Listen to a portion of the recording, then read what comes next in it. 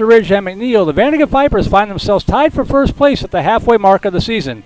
But halfway isn't all the way, and the Vipers have some tough baseball games coming up in the second half of district play, starting tonight against the Cedar Ridge Raiders. Good evening, everybody. Welcome to Venom Field on the campus of Vandegrifts High School in Austin, Texas. This is Merle Bertrand, Vype Live broadcast director, along with Viper baseball aficionado John Prussell. Rosie Baker, our QA tonight, back at the Vype Live studios. And John, it wasn't pretty, but the Vipers' 9-6 win over the McNeil Mavericks last Thursday night has put them in a great spot, closing in on the third playoff berth in program history. You're absolutely right, Merle. And those were two big wins last week, along with the senior night. But hey, it is no looking back now. It's all in the in looking through the windshield. This is a crucial game tonight. Okay, you got to get this on your home turf, and you're going in Friday night at Cedar Ridge. This is a game, a series actually, that everyone in the district right now is keeping an eye on. They absolutely are. And what John's talking about, the Vipers come in tonight riding a 5-game winning streak with an overall mark of 16-8, now 5-2 in the district, tied with Round Rock. The Cedar Ridge Raiders, under 7th-year head coach Darrell Reeves, come in at 10-11 overall after their split with Vista Ridge. And at 4-3 in the district, they're tied with the Rangers and Westwood, 1 game behind the Vipers and Round Rock. So 5 of the 8 teams have maybe begun to separate themselves a little bit, John, as we start the second half of district play. But it won't take much for things to all kind of clump up together again. Not at all. And a little fun fact for you, Merle, about Cedar Ridge. My cousin, actually, who did not play baseball, went to Cedar Ridge along with his wife in New Jersey. Oh, so of all places. But no, you're spot on. We're going to see a great pitching matchup here tonight. Christian's obviously going for the Vipers. He is their ace. Cedar Ridge has a guy that lives in the, mid to upper 80s, I'd say. Wind's blowing in. It's always going to be a factor. It's actually haywire right now with the wind. Yeah. It's always going to be a factor at Venom Field when the ball goes up in the air. Yeah, the wind blowing straight from right to left. The flagpole really straining out there. It's really gusting around 30 miles an hour. So we've already seen some interesting things happen in the JV game, which the Vipers won, by the way, 11-9. So that sets the table on this end. When we come back, we'll hear from Vipers head coach Alan McGee talking about last week's game, the state of the district race at the halfway mark, and tonight's matchup against the Cedar Ridge Raiders. You are watching Vandegrifts Vipers baseball on the Vype Live Network. Vype Live, the leader in high school sports broadcasts. Wait, hold on just a moment. It's true that Vype Live, formerly KMAX Sports, excels at high school sports broadcasts, but did you know that Vype Live does more than sports? Vype Live does band recitals, academic events. For more information on how Vype Live can broadcast your event, email us at VYPE.com.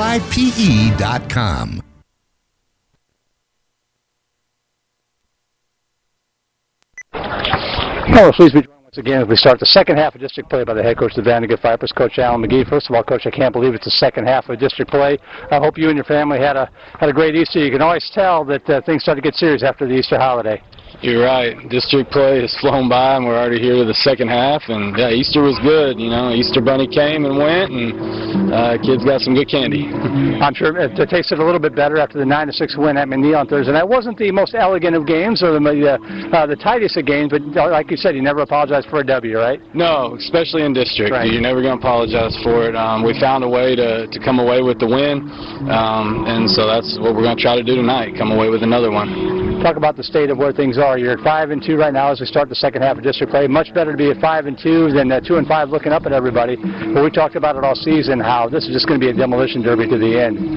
Yeah, you've seen there's what, 6 teams right now separated by 2 games with still 7 left to go. It's anybody's district right now. You just, like we preach all the time, you got to go out and put a good game together to win in this district. And talk about tonight's opponent. The next few games are always going to be critical. Each one getting more and more important. Cedar Ridge, one of those teams, kind of hard to figure. Like so many teams, you think, okay, now they're up, now they're down. Talk about the Raiders a little bit. They're a well-coached team. They play hard. They got some guys with some speed. They have some guys that can pitch over there as well. So we're going to have to play our best game to come away with a win. And then last question, we were talking a little bit. It's always windy out here, but it's really blowing around tonight. Any special instructions for your defense, or they're kind of used to it at this point? Yeah, it's blowing. Usually when the sun goes down, the wind dies down, but it doesn't look like it's going to happen tonight. So outfield's definitely going to be playing a little deeper than they normally do. Well, Coach, appreciate the time as always. Good luck tonight, and good luck in the second half of the season. Awesome. Thank you, Mo. Appreciate you. Head Coach Alan McGee kind enough to join us here on the pregame show. We'll take a break. Be back in time for the national anthem and the first pitch. You are watching Vandegrifts Vipers baseball on the Vype Live Network.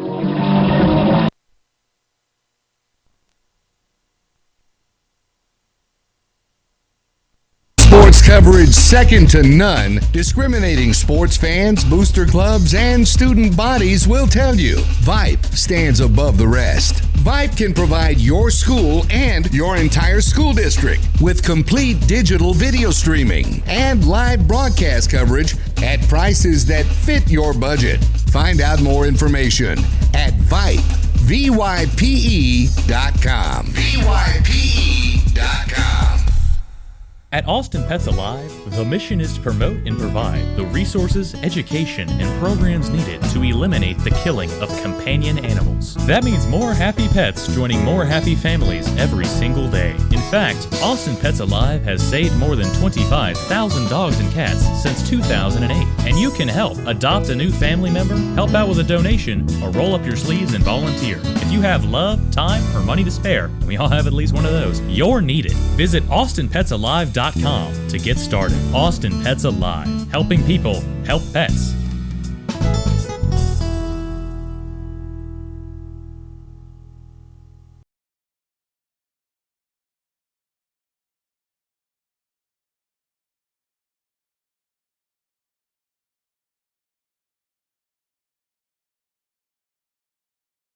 Field on the campus of Vandegrift High School. Merle Birch and John Prussell here at the ballpark. Rosie Bega back at the comfy, cozy Vype Live studios where she's keeping an eye on her Elgin Wildcats tonight as well for us here on Vype Live. And John, we talked about a little bit in the first half of the pregame show. Every game is important, but when you look at the teams that are out there, they're all the teams that are in that clump that are trying to crawl their way back into the tie with the Vipers. You've got Cedar Ridge tonight. You've got Westwood coming in here next week. Hutto not out of it yet, and then you got, of course, that final game of the season against Round Rock coming up. Yep. The key to it, the remainder of the season, is you got to win at least 2 of the series. Right. Okay, and you can't get swept in any. Okay, you could split. I don't think you could split with teams above you, but you could split, with teams right now like a Cedar Ridge or someone that's even or below. But it's great for the district because everything here moving forward is like a playoff game for those top 5 or 6 teams.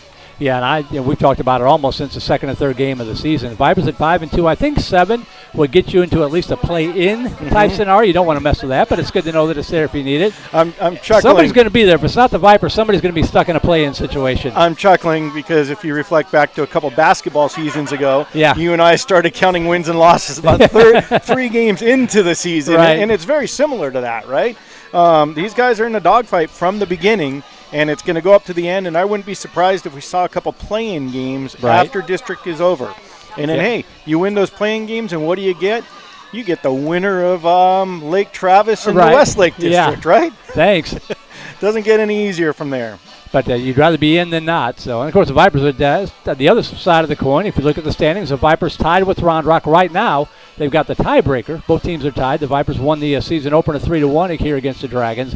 Unfortunately, that series sweep, you talked about can't afford to lose series. That series sweep that we had happen to us against Stony Point, that kind of looms large right now. It does, but, and I talked about it on the broadcast before, the Vipers have the arms. You have the Christian Oklahoma, who you're going to see tonight. You have Braden Buchanan, who throws. You have Daniel Farrow.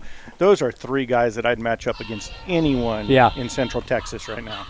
Well, tonight, by the way, marking our 531st Vipers cast overall on KMAX Sports and Vype Live, dating back to 2009. Our 139th Vipers baseball broadcast here on the network.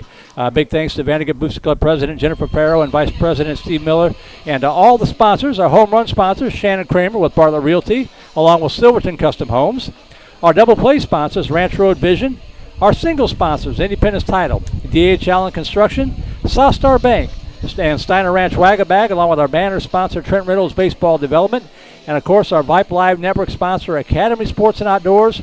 For all the ways you love to play, Academy Sports and Outdoors makes it easier than ever to gear up and have fun out there. And Cedar Ridge getting ready to wrap up their infield practice, getting underway just a little bit late tonight here. Maybe not. They're still doing all right. Fortunately, they called that JV game before it went into the prolonged half-hour misery there. No, that was actually caught everyone's attention because the game was dragging on. The umpire took it upon himself. They obviously had agreed to it before the game, but I think it was in an hour, 52 hours. He just went ball game right in the middle of this kid's at bat. It was great. Well, the Vipers were up 11-9, the bottom of the fifth inning with 2 outs and the bases loaded, so you can kind of see where that one was headed anyway. Nice job by the Vipers. They jumped out to a big lead, gave up the lead, and battled back like good teams do. Yep, and the Vipers are deep. I mean, not only are they deep right now on the varsity level, but the younger programs right now, the JV 1 or 2 or Silver and Black, whatever you're calling it, are doing great this year. Right. So there's a tremendous amount of talent that is up at this level. You have a lot of next level players, and then there's also a depth in the whole organization in high school here. They're about to do the starting lineups in the national anthem. I'll turn it over to the PA when they get ready for that. But all the games tonight, McNeil against Round Rock. We've got that one for you here on Vype Live.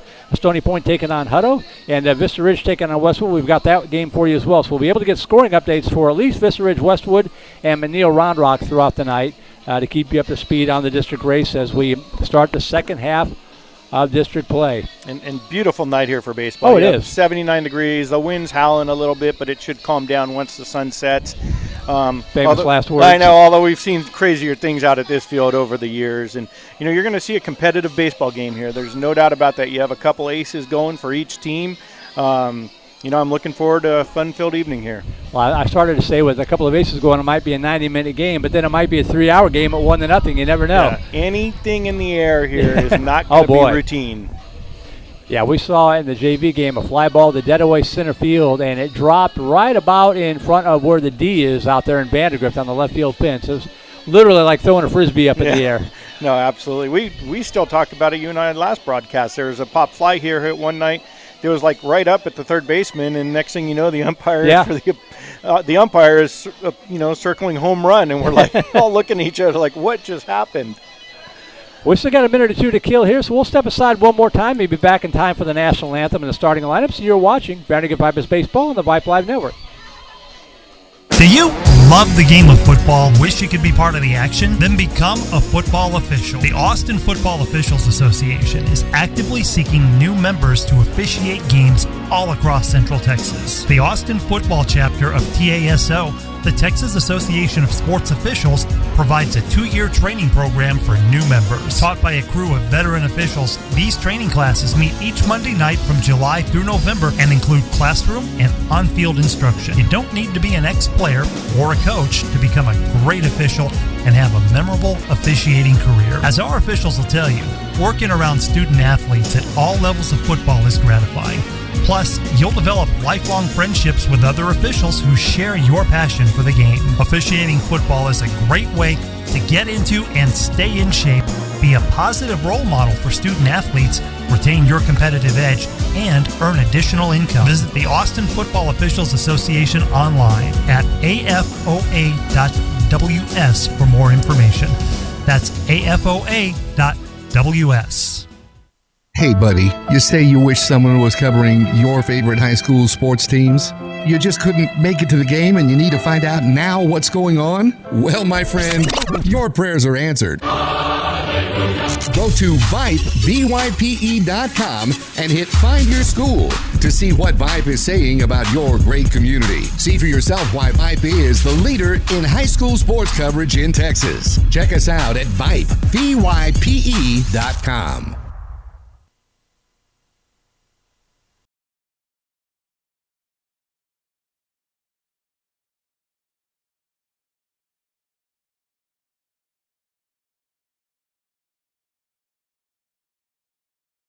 Daniel Farrow down there doing a little extra work around home plate, getting the field ready to go, and we're about ready to go, just a couple of minutes away. Other games tonight on Vype Live. A relatively light night here in the greater Austin area. Some of the schools are doing star testing today, so Bowie's not in action tonight.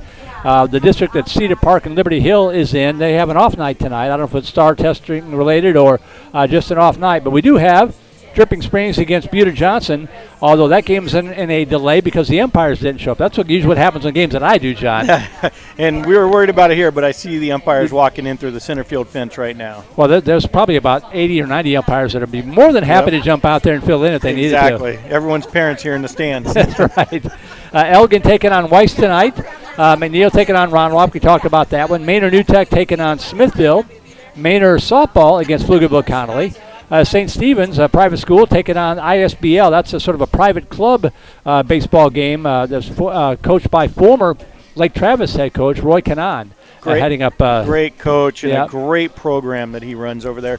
He got that started, I think, in 2015 or 16. Pretty much when he left Lake Travis, right? Yes, and he gets some great athletes. It's not what you think it is. Right. I mean, a lot of kids are ineligible because of a bad mistake, or ineligible because they transferred and it was wrong, ineligible because of a grade situation. And he just, it's not a second chance program. I don't want to talk about it like that, but it's just, it gives everyone an opportunity to play that might have had a bad break, and he can coach. Okay? Oh, yeah.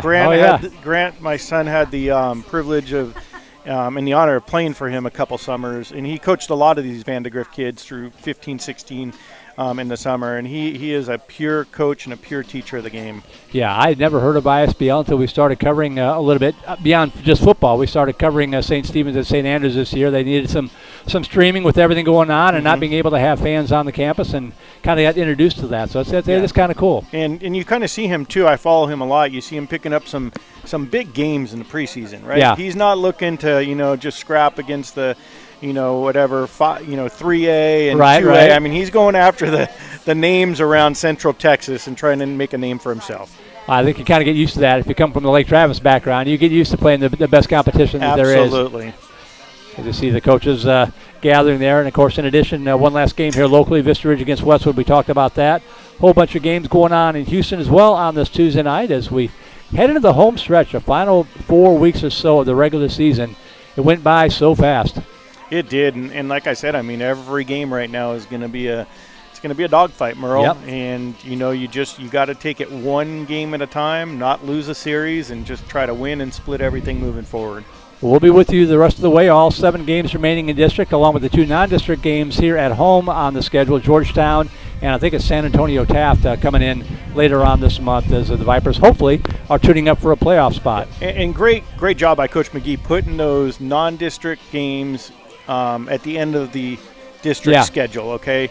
You might think, oh, give the kids a break, but actually, when you get down to district, you're playing 9, 10, 11 kids, and this might give Coach an opportunity to look at a different situation and a different time, and also get some kids that give it all 5-6 days a week during practice and playing time in a game they normally wouldn't see. It reminds me of that senior day game against Glenn, except the stakes are probably a little higher because you're getting closer to the playoffs at that point. Absolutely. And, hey, what a great thing. I mean, you saw some kids really perform there, that hadn't had an opportunity in, probably 10, 12 games since they really tried to fine-tune that starting lineup to get the continuity of the lineup going. You can probably hear the wind in the crowd, Mike. It is really, really gusting out there. You can see the flag on the coaches right now, but we'll move the camera back up. You can see it out there in dead away center field. Those flags are really whipping away at that flagpole. Temperature's nice, about 77 degrees under cloudy skies. Lights are on here at Vinham Field.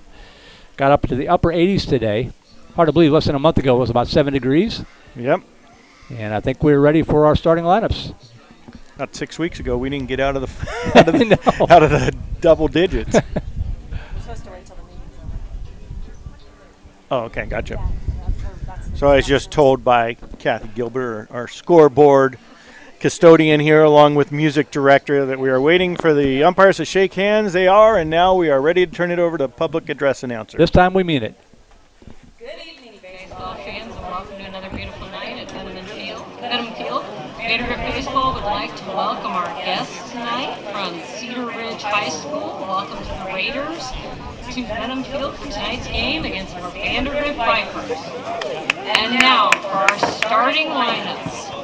For the Cedar Ridge High School Raider baseball team, starting in center field, number 15, Matthew Brooks. Starting at shortstop, number 2, Daniel Patterson. Starting at second base and batting number 3, Tucker Allen. Starting pitcher this evening and batting cleanup, Danny Valdez, number 22. Starting in left field, number 23, Nick Zamora. Our starting catcher this evening, Bryson Dudley, number 16. Starting at third base, number 4, Dylan Masanda. Starting at first base, number 17, Landon Myhill. Starting in right field, number 21, Brendan Real. And for your Vipers this evening, leading off and playing left field, Nick Jackson, number 1. Starting at catcher, number 15, Braden Buchanan. Pitching tonight and batting number 3, number 29, Christian Okerholm. Playing third and batting number 4, Clayton Moore. Starting at first and batting number 5, number 25, Landon Thomason. Playing right field, number 18, Will Gilbert.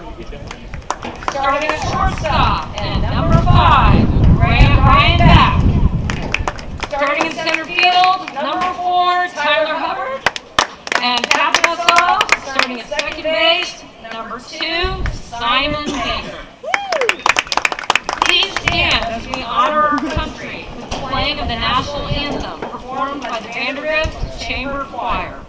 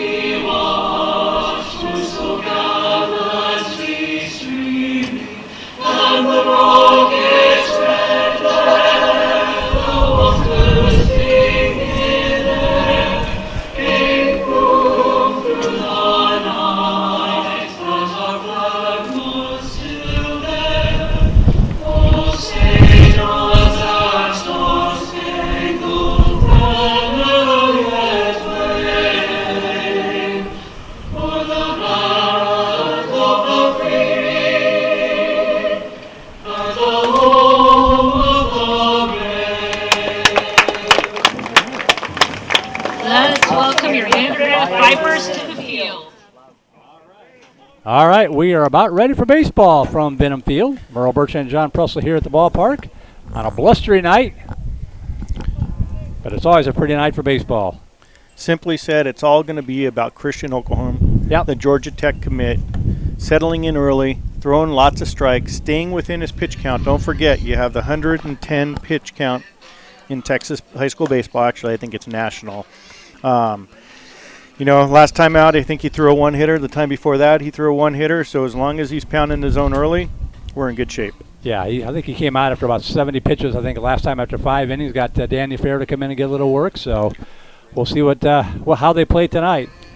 Batting order again for the Cedar Ridge Raiders. Center fielder Matthew Brooks to lead it off. Daniel Patterson, the shortstop, batting second. Tucker Allen at second base, batting third. Danny Valadez, the starting pitcher in the cleanup spot. Nick Zamora out in left field batting fifth. Bryson Dudley behind the plate batting sixth. Dylan Masanda out at third base batting seventh. Landon Myhill at first base batting eighth. And Brendan Reed, the right fielder, batting ninth for the Cedar Ridge Raiders. And Cedar Ridge, can't look past them. They're very consistent in their order. They don't have any huge, big boppers, but they're scrappy. Yep. And they're going to fight to get on. Look for them to take a couple pitches here at the beginning of the ball game. Christian Okerholm's numbers on the season, they're pretty awful.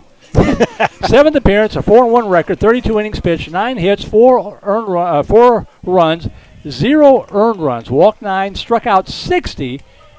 I'm not a math major, but that's an ERA of 0.00 on the season. And the first pitch, check swing, and we're underway from Benham Field. Ball's up a little bit. Christian got a little bit of help on that right there. No earned runs through 32 innings so far for Christian Okerholm. And swung on, lifted on the right side. Anything in the air is going to be an adventure, but Simon Baker makes quick work of it, and there's one away. Makes it look really easy. And the Vipers have settled in up the middle right there. It's good to see. They do a little rotation at catching right now with Braden Buchanan and I'm blanking on the gentleman's name and Landon Thomason. Oh, yeah. Mm-hmm. But other than that, they got back at shortstop. And they've been pretty consistent up there. And pitch up high, ball one. This is Daniel Patterson, the shortstop, with the one away. Now, if Oklahoma has a little bit of a chink in the armor, he's hit 8 batters. And so little control issues every now. It comes in spells. You know what? I like to be effectively wild.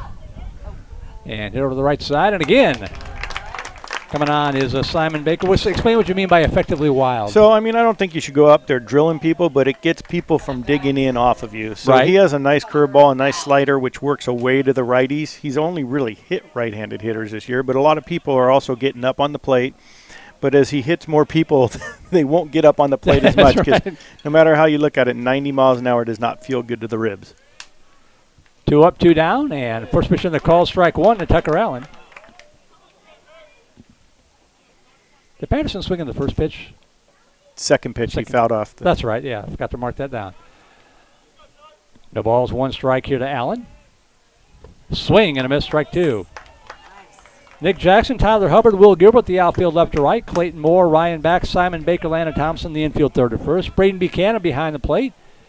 And Christian Okerholm, 1 strike away from a 1-2-3 inning. And there it is. That's a beautiful pitch right there. Man. And again, relying on his off-speed stuff early in the ball game, which I like to see because they're all up there looking, 88 to 90 plus on the fastball. These 1, 2, 3, 4 hitters could all hit that pitch, right? Yeah. In high school, you expect that of your top 4 or 5 guys. It's the off-speed set pitches that they're going to struggle with, and Christian looks great right now. So a 1-2-3 inning, nothing across. Got that done. They're talking about the pitch count. Got that done unofficially on just 7 pitches. Great first inning. Now, let's come to bat. Obviously, we're going to see a stud on the hill for Cedar Ridge, right? And just scrap across a couple runs, set the tone early here for the Vipers. Viper batting order looks like this. Nick Jackson out in left field leading it off. Braden Buchanan behind the plate batting second. Okerholm, the starting pitcher, and DH batting third. Clayton Moore over at third base batting cleanup. Landon Thompson at first base batting fifth. Will Gilbert in right field batting sixth. Ryan Back, the shortstop, batting seventh. Tyler Hubbard in center field batting eighth. And Simon Baker, the second baseman, batting ninth for Coach Alan McGee's Vandegrifts Vipers. Jackson, Buchanan, Okerholm, Moore, Thompson, Gilbert, Back, Hubbard, and Baker. And people are listening. Merle did not mispronounce that. Okerholm is the pitcher and designated hitter yeah. for a specific reason, and that is because if he gets into trouble, if he runs out of pitch count, they don't have to take his bat out of the lineup. Right. And they could keep him in there now as the designated hitter. And trust me, you do not want his bat out of the lineup. We'll Correct. talk about that when he comes up here. Oh, he's probably in the low 4s right now. Got a home run, I think, and I'm not going to take all your thunder away from you when he comes up to hit. But what makes it even more impressive is if this is his first year really swinging the bat. Yeah. And I don't think he's done it at all during summer ball. They normally don't let pitchers hit. So just a sign of a great athlete on the field. Defensive set for the Raiders. Nick Zamora, Matthew Brooks, Brandon Reed, the outfield left to right. Dylan Massandra, Daniel Patterson, Tucker Allen, and Landon Myhill, the infield third to first. Bryson Dudley behind the plate, and Danny Valadez, the right-hander, on the hill for Cedar Ridge. Danny, I did a little research on him. He's got a live fastball with a good curveball, and I think he mixes in a changeup a little bit. So similar to Oklahoma, not quite as hard, but he's definitely an above-average velocity high school pitcher. So here comes Nick Jackson stepping in to lead it off. 375 hitter, no home runs, 16 RBI. Nick's done a great job settling in the leadoff position about halfway through the preseason. Has 4 doubles and a triple. That's what you like to see from your leadoff hitter. And the pitch up high, ball 1. As long as he doesn't have too many triples, because my son still holds that record. No, I'm kidding. Kind of. That's in there for a strike. Count 1 ball, 1 strike. Saw an inside the park home run in the JV game. Did you? Yeah. Sinking line drive to center field at the hit in the air to the left side. Yeah, that ball's not going anywhere in this wind tonight. Nope, Zamora hauls it in for out number 1. He definitely barreled it up, but about a 220-foot pop fly. Yeah, it was a sinking line drive to center field, and the Raiders center fielder made a diving catch for it. Valiant effort, but once it got by him, it rolled pretty much to Georgetown up against that wall. As Braden Buchanan steps in with 1 out and the base is empty.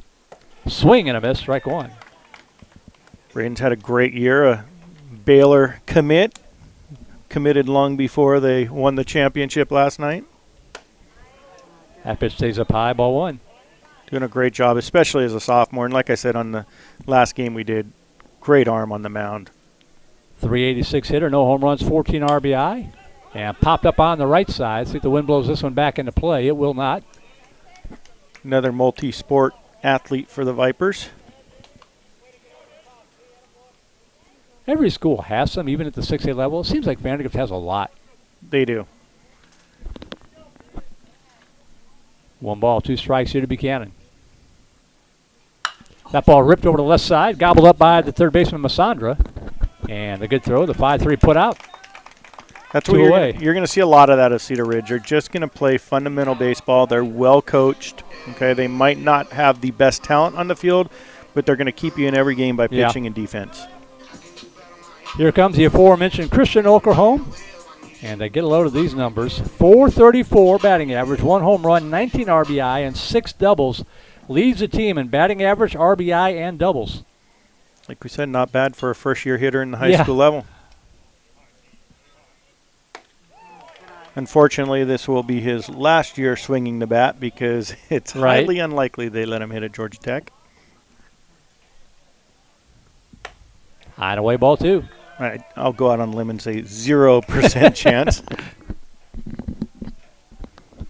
Not that he won't lobby for it. Nope. That ball ripped fouled on the third base side. 2 balls, 1 strike to Okerholm. 2 outs, bases empty in the bottom of the first. Coach McGee is getting a little bit wiser in his older age. He would have tried to make that play a couple years ago, but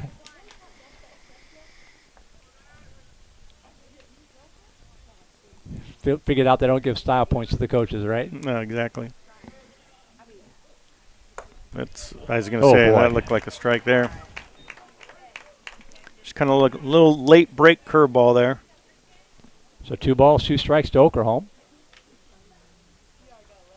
Swing and a miss, strike 3. Drop third strike. They'll have to throw down to first, which they do, and the inning is over. And similar to Oklahoma, you've seen it out of Valdez. It's just they've come out and consistently thrown the off-speed stuff. So 1 quick inning in the books, 1, 2, 3, nothing across on either side. We'll take a break, be back for inning number 2. You are watching Vandergrift Vipers Baseball on Vype Live. When you buy or sell a piece of property, it helps to have a friend in the business. Independence Title will pick up the ball on your transaction and take it right across the goal line. Independence is locally owned right here in Austin with deep roots in the Vandergrift community. Independence is also the Austin Business Journal's #1 title company. Work with the home team at Independence Title. Call 329-5299 or go to independencetitle.com. At Austin Pets Alive, the mission is to promote and provide the resources, education, and programs needed to eliminate the killing of companion animals. That means more happy pets joining more happy families every single day. In fact, Austin Pets Alive has saved more than 25,000 dogs and cats since 2008. And you can help. Adopt a new family member, help out with a donation, or roll up your sleeves and volunteer. If you have love, time, or money to spare, and we all have at least one of those, you're needed. Visit AustinPetsAlive.com to get started. Austin Pets Alive, helping people help pets.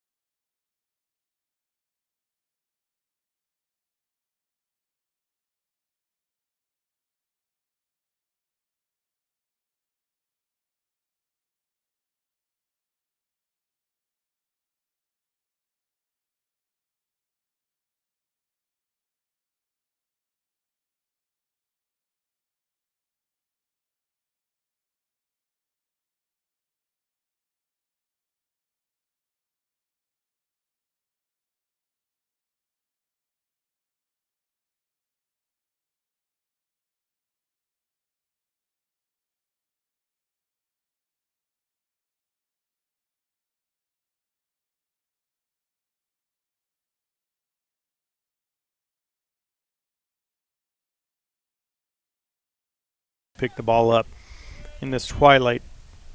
Nice curveball in there for a strike, 0-2. It's just a nice, easy, smooth curveball. I mean, he doesn't put much effort into it and just snaps it off. It's right there. No balls, 2 strikes. Check the swing. Did he go? I don't think so. They'll look anyway, but nope. I probably have the worst angle in the park, and I could tell you he didn't go there, Merle.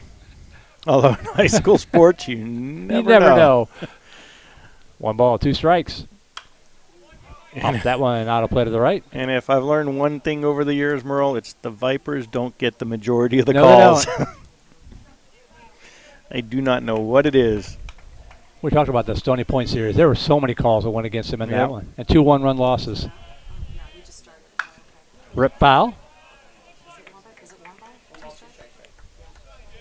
Count remains 1-2 here to Valadez. Speaking of ISBL, they defeated St. Stephen's tonight 10-0. The 1-2 pitch. Right down the pipe of the knees, called strike 3. And Valadez just goes and takes a seat. Back-to-back strikeouts. That'll bring up Nick Zamora with 1 out and the bases empty. Great pitch there by Christian. And Christian's not messing around. He knows keep the pitch count down. He's going right after these guys.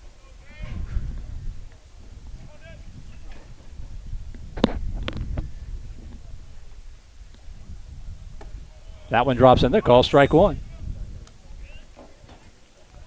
Christian right now, I just looked down at a radar gun, about a 20-mile-an-hour differential between his fastball and his curveball, which is great. A 1 pitch. And there again, strike 2. Such a nice night to pitch. Other than the wind causing a little chaos, but it's cooling up and not too cold. Sometimes on the windy nights, I don't know how much it affects it with the spin rotation, but you see a lot of pitchers throw a lot more off-speed stuff. True. Ooh.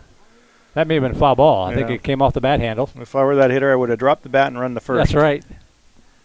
Instead, he and the umpire just kind of looked at each other. And that's where you just got to sell it, especially in a ball game like this. Mm-hmm.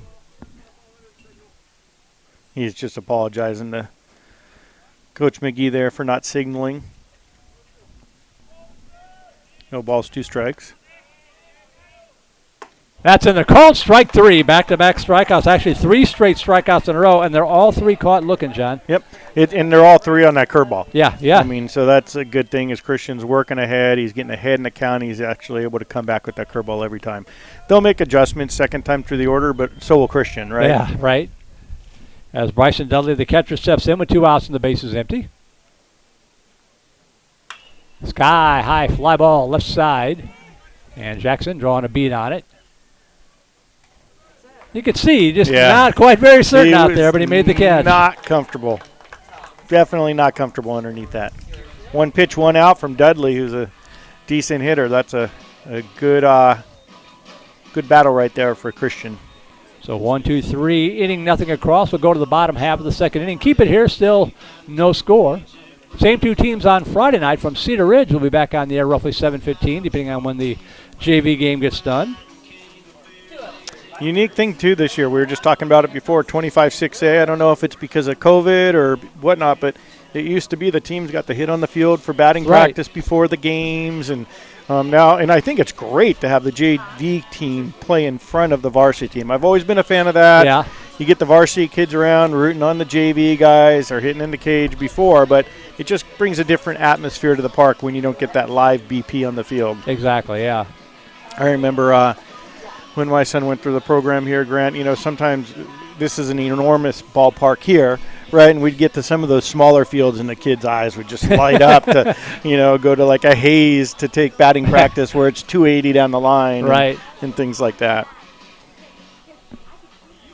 Clayton Moore, Landon Thompson, Will Gilbert do up here for Vandegrift in the bottom of the second. Email's open, voiceofthevipers@gmail.com. I won't have that stalker Prussell hit me up for emails. I just like to let you know I'm tuned in. That's very cool. I might not be here. Clayton Moore, name sounds familiar. He's the last of the Moore family to come through Vandegrift. Tremendous athletes with his oldest brother, one of the twins, Justin Moore, who's a pitcher right now at Stanford, and Garrett Moore is probably in his junior or senior year at Stanford, and Jennifer Moore graduated here, and she was probably one of the more decorated athletes, right? She's softball, basketball, and whatever else. So, and Clayton's done a great job settling in. He's really brought up his average the second part of the season and settled into third base nicely. So Moore comes in batting .308 on the season, no homers and 10 RBI to lead off the second inning.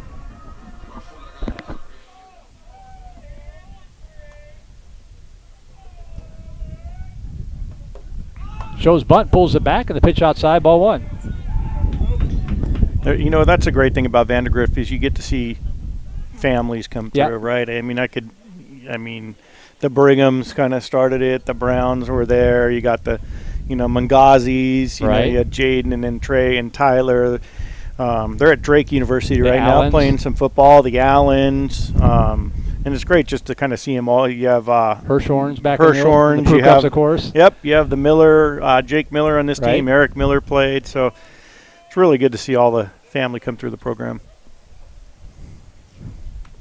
Yeah, I think that hit him. It did. And so Clayton Moore's aboard.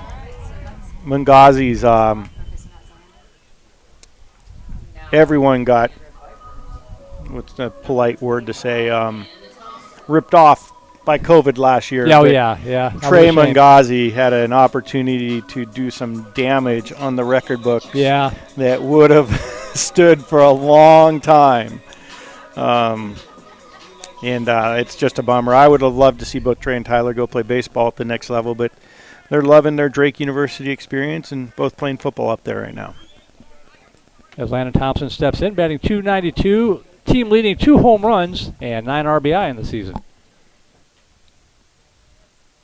Shows bunt, and was it fouled? I guess it was. Foul ball. And this is one of those things right now. They've done it well earlier in the season, but this is what's going to kill you in these tough games. You've got to get the situational baseball down. Okay, if it's a bunt and run, if it's a straight bunt, if it's a hit and run, you've got to play situational baseball because there's going to be a lot of 1-0, 2-1 games. Yeah. Toss over to first. I think it's a little bit different doing it in a tournament game when you might be facing the third, fourth, or fifth pitcher than when you're facing a guy like this. You're spot on. Oh, 1 pitch, shows bunt again, and he gets it down, and that's going to be a beautifully well-done bunt. Base hit. And it's going to be aboard, not even a play. So Landon Thompson with a bunt single. And he has done a fabulous job bunting all year, especially for a guy who I kind of thought was, more of a power guy. Right? He's done a great job. He's bunted for a base hit a few times. I've seen him have a nice sacrifice. Now, I'd do it again. Okay, come right back at you, lay it down again, and go for a big inning right here. Will Gilbert comes in batting .339 in the season. No homers, 10 RBI, 3 doubles. Kind of hard to take that pop out of the bat, but this is, again, situational baseball. You've got to do it because what you don't want is to hit into a double play, then you have 2 outs and a runner on third. Infield in at the fringe, especially on the first base side. He shows bunt, pulls it back, pitch down low, ball 1. And so what Coach McGee was looking for there is you had the first baseman crashing because if it was the third baseman, you might go fake bunt, double steal right now. Right? But the third baseman's camping out, kind of playing for that, as you could say. Myhill, the first baseman, standing into the fringe. He'll start coming in again. There he comes. And bunts to that one, strike 1. Yep. So this is where, you roll all the dice early, right? We'll go double steal, hit and run. Come on. Keep the game moving here.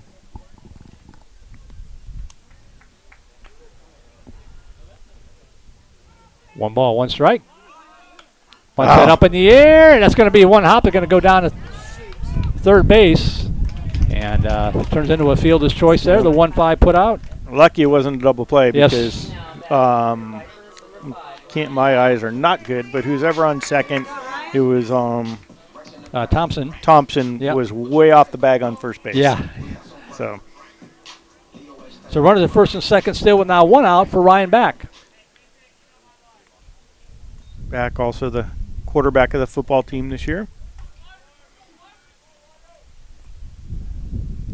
Swing and a miss, strike 1. And just looked like they had previously scouted him on that that off-speed pitch.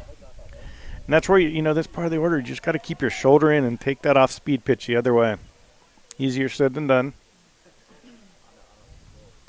Pitch way outside, 1 ball, 1 strike. But they are throwing him away, so have a good at bat here, 5. As I like to say, hit it where it's pitched. Yeah. Pitch up high, ball 2. Hitters count coming up. 2 balls, 1 strike to Back. And as you can see, everything is away to him. And we're far enough in the season, you're seeing a lot of these kids, they might not hit as well as they did in the beginning of the season. Only reason being is because they're so advanced scouted right now. Mm-hmm. Down low, 3 balls, 1 strike. Yeah, Valdez was not happy about that call. Let the emotions get to him a little bit out there.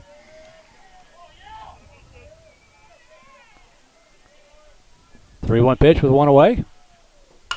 Ground ball left side and scooped up by the shortstop. The only play will be at first, and he got him just in the nick of time. Back pretty good speed as you would expect, and a pretty good play there by their shortstop, Patterson. And I can't figure out why Patterson was breaking to the bag there. No one was in motion, but he was almost playing up the middle there by the time the ball got to him.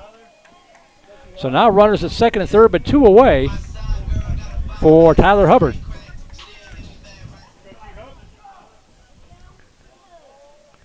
Hubbard batting .300 on the season, no home runs, 3 RBI.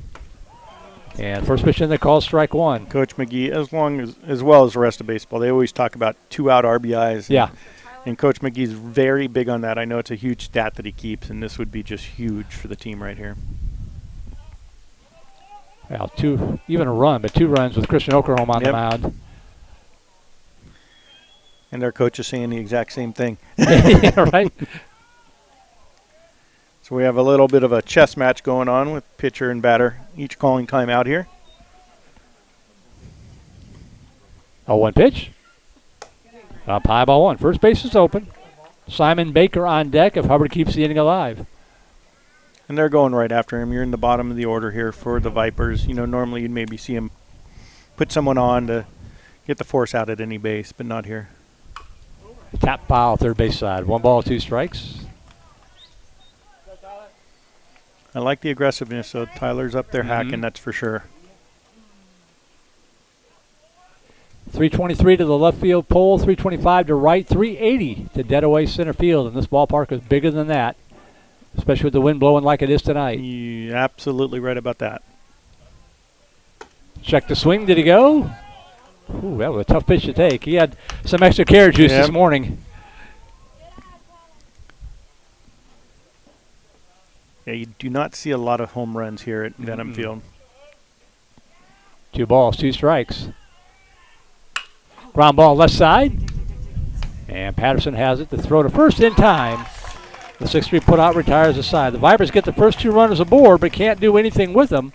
No runs on the 1-bunt single. We play through 2. We'll go to the 3rd. Still no score here from Venom Field. Vandegrifts Vipers baseball and Vype Live.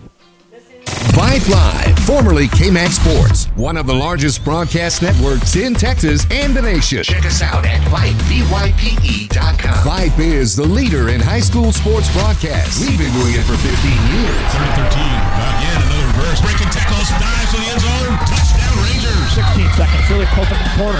Rotates to Wilson, she fires the 3. Oh my God, it went in! Cavaliers pull ahead by 1. Log on to Vype, VYPE.com.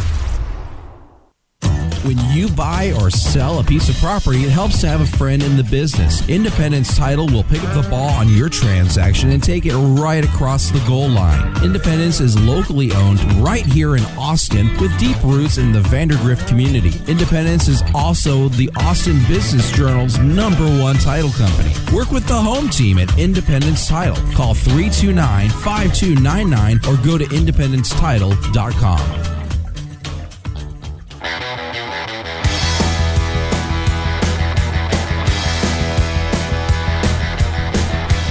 Bottom of the order to up here for the Raiders as they move to the top half of the 3rd inning. Dylan Massandra, Landon Maybill, and Brandon Reed do up against Christian Okerholm and the Viper defense. No score, top of the 3rd inning, Vista Ridge and Westwood.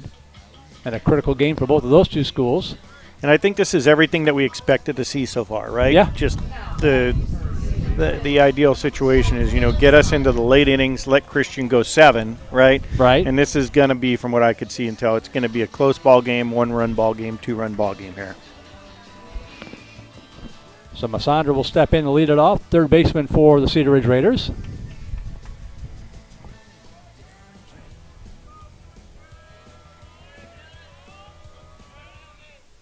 Yeah, swung on, popped up on the infield right side. Going to be Baker. Busy night so far. 3 putouts already through 2 1/3. I was just going to say he's doing a great job over there, and that's a difficult part of the field right there between that, you know, pitcher area, second base, right field. The wind is, as you can kind of tell, it gusts here from right to left. So you just get in that jet stream over there. As Landon Mybill stepping in, the first baseman for the Raiders. And the call, strike one. You know, Christian he's feeling it right now. He's just in the zone. If you're Cedar Ridge, you're just thinking about maybe doing something different, right? Right. Laying down a bunt, try to break it up. Just something, but he's in a groove right now. When he's in a groove, he gets dominant. Usually gets better as the game wears on, too. That's the scary part. That one swung on about 30 minutes late. One ball, 2 strikes. If I was the third base coach and I saw that next time up, I'm like, you're bunting. Because that swing, and if I were Christian right now, I'd come right back with the fastball. You don't want to throw a curveball or change up and speed up the kid's bat. You know, he can't catch up to that fastball, obviously, and just throw it right by him, maybe a high fastball. 1 ball, 2 strikes to the Raider first baseman.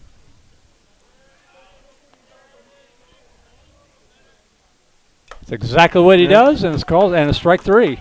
I might know a thing or two about just the a game. little bit. I listen to you a lot. I learn right. well, Merle. I learn well. Hey, you lived, breathed, and slept Viper baseball for many years. So. Yes, sir. Still do. As Brendan Reed steps in with 2 outs and the bases empty. Strikeout number 4 for Oklahoma. Man. There's one thing that I think is going to get broken for sure this year, and that is I think it's Philip Ahern has the strikeout record for the season going back to 2016. And Oklahoma's catching up quick. I think he's almost there. Yeah, it's 60 coming in tonight. Yeah, he's almost there. I think it's like 69 or something. That was almost number 65 right there. Just missed outside. 1 ball, 2 strikes.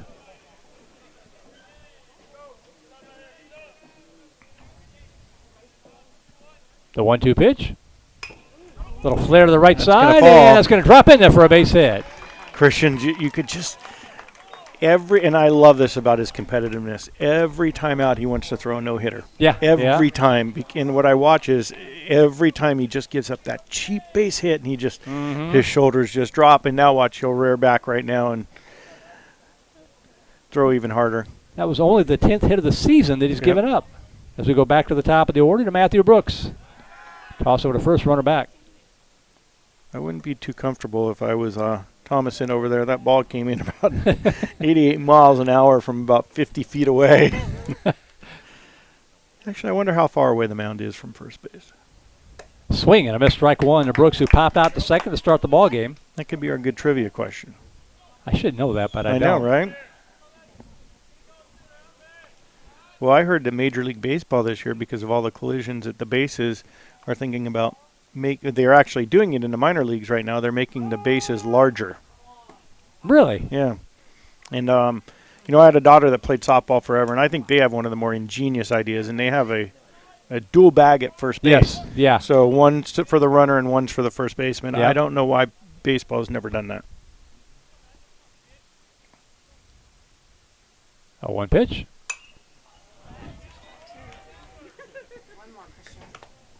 Oh, 2 the count to Brooks with 2 outs and a runner at first base. What position does Brooks play? He is the center fielder. That's what I thought.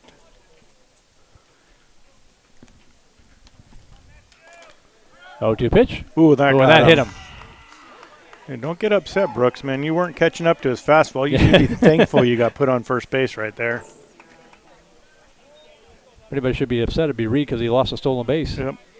And that's what we're talking about is Christian does have a tendency to get a little bit more on the inside of the plate, and that's his 9th hit batter of the season, I think. And that's not someone you want to hit. Okay, you got 2 outs, you just had an easy inning, and now you got, this is what I would call some stressful pitches. You have the number 2 hitter, right? Yep, Daniel Patterson. With 2 runners on. And what's frustrating is you were 0-2 to Reed and gave up the little flare, and then there goes the double steal attempt, swung on back to the screen on the hit and run, strike 1. Got 2 strikes on Reed, gave up that little flare single, and then the 2 strikes on Brooks and hit him. So that's frustrating if you're a pitcher. Very frustrating. And Kathy Gilbert just turned on the lights in here for the first time I think I've ever seen them on. I can actually see my scorebook. I know. That's in there for a strike. And again, Oklahoma's head of the count, 0-2. This is where he just has to put him away. Just go fastball up right here and 0-2 pitch. Good cut to hang alive. The count remains 0-2. Westwood has now jumped on top of Vista Ridge 3-0. That game being played out at Vista Ridge. Westwood started off very hot. They've cooled down a little bit. But again, you can't put too much into that because of who's played who, right? And a ground ball to the right side, and nice play there by Thompson. He'll take it 3 unassisted. And the mini rally is over, if you will, for Cedar Ridge. So no runs, 1 hit, no errors, 2 runners left on base. We'll keep it here as we go to the bottom half of the 3rd inning. Still no score. So going back to what I was saying is Westwood had some very difficult competition earlier in the district play, where I think Vipers, and not just the Vipers, right? It's half and half. The Vipers had some lesser competition, right? So when we got out, and that's why we were saying that what series was so important. Oh, my gosh, I'm blanking. Vista Ridge, I think? Yeah. It's just so important. You just have to take it one game at a time. And you know, realistically, I see it being a 5-6 team race at the end. Okay, no one's really separated themselves. I mean, Vipers are up on top right now, but they've got their work cut out for them. And you know what? They look great so far, and now it's just let's get a win tonight and go to Friday night, one game at a time. It's a cliche for a reason. Absolutely, just like Baylor said it, right? Right. Yeah. Did you watch that game last night, or were you working? Not, no, oh, man, no. That was a great game.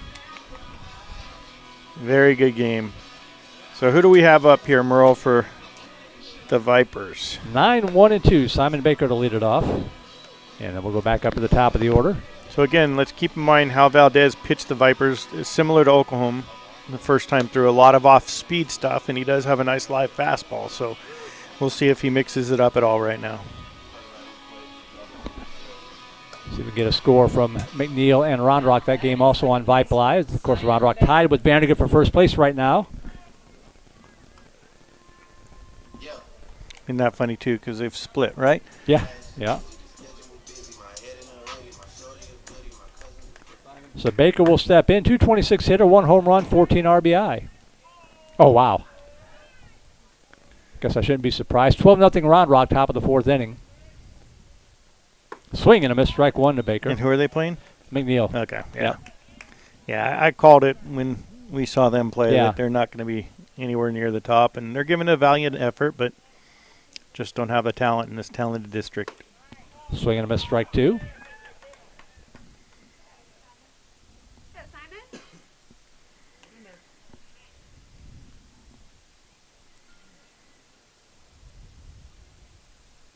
Oh, double clutcher. That was kind of weird. He's done that. I've noticed it. It's a timing thing. If you remember back, Parker Thomas Bond used to do it here, and delay his wind up every once in a while, and that's all it is just to throw him off. But nothing for Baker. He's doing a tremendous job at second base tonight. Just go out and play defense, kid. Right. 1 away. Back to the top of the order we go to Nick Jackson. Flew out to his opposite number out there in the bottom of the 1st inning. That was strikeout number 2 for Valadez. How is that pitch not a strike? And I'm a Viper fan. I know. And that thing was right there. That was in there for a strike. 1 ball, 1 strike. Yeah, we don't know for sure, but one of the Cedar Ridge kids is going to Texas A&M, and I'm going to guess it's High fly ball to right center field, and a great catch made out there by the center fielder, Matthew Brooks, diving there. The wind held that up, kind of blew it back to him a little bit, but a great effort there by Brooks. Incredible effort, just completely airborne, leaving his feet, and not making it look routine, but making it look like he's done it before. I kept waiting for the ball to pop out of the glove when he made contact with the ground, but it didn't do it. So 2 outs, bases empty for Braden Buchanan. Swing and a miss, strike 1. Braden's a kid that you're going to see in the program for a few more years, and we'll leave here with a few records, I'm sure, both on the mound and behind the dish and at the plate. That ball ripped just fouled on the third base side. No balls, 2 strikes. Funny story for you. Grant saw him hitting it, I don't know where. This is 2 years ago. At some batting cage in Dripping Springs, and says, Dad, Viper's got a good one coming up, and I don't know if my records are going to stand for long. The 1-2 pitch. Fouled it back. As we mentioned, Braden will be heading to Baylor with hopefully the coaching staff is still intact there. John Strauss, a friend of mine from the hometown of Seal Beach, is the pitching coach and one of the recruiters there. And you've got a great staff up there. The 1-2 pitch. Swing and a miss, strike 3. And the Vipers are down in order here in the third. So through the first 3 innings of play, John, we got ourselves a good old-fashioned pitcher's duel here tonight. We do, and we knew it. And, you know, we're going in the top of the 4th, and it's, you know, like I said, I wouldn't be surprised if it's a 1-0 ball game here. And Oklahom's looking good on his pitch count. Obviously, so is Valdez. So it's just going to be who could get the timely hit and score the timely run. 3 strikeouts for Valdez. We go to the top of the 4th inning. It'll be 3, 4, and 5 hitters due up here. Tucker Allen down to Valdez, and Nick Zamora due up. Email open, voiceofthevipers@gmail.com. All one word, plural, voiceofthevipers@gmail.com.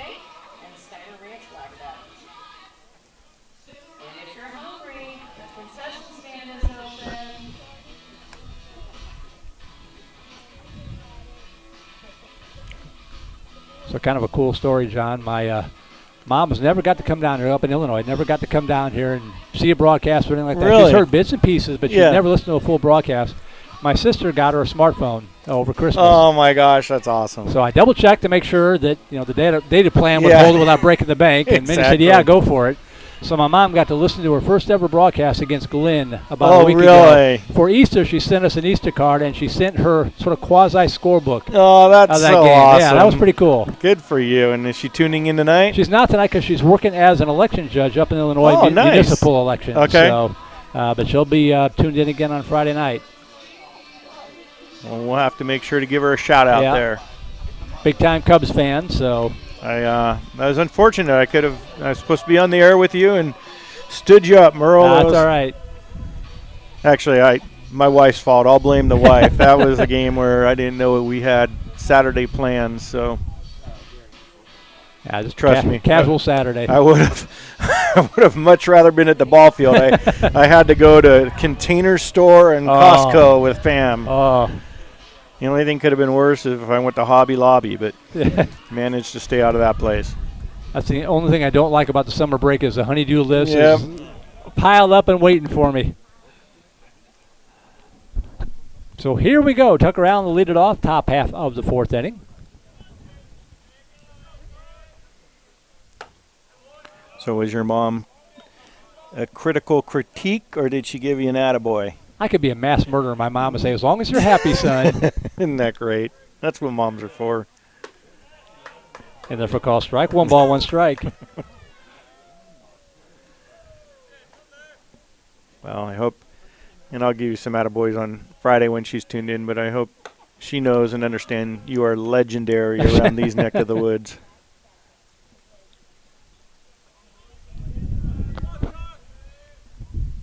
Two balls and a strike here to Allen.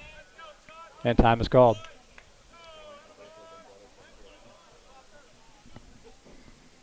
Christian's just in the zone, you could tell right now.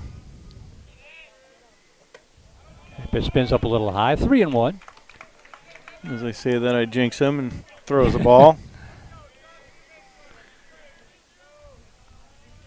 And the 3-1 pitch. Brushes him off, and that's a leadoff walk to start the 4th inning. Not what Oklahoma and the Vipers wanted. Yep. First walk of the ball game surrendered by Christian Oklahoma. And that's, you just reminded me, that's what I was going to do. So I cheat at these games, and there's an app out there called Game Changer, okay?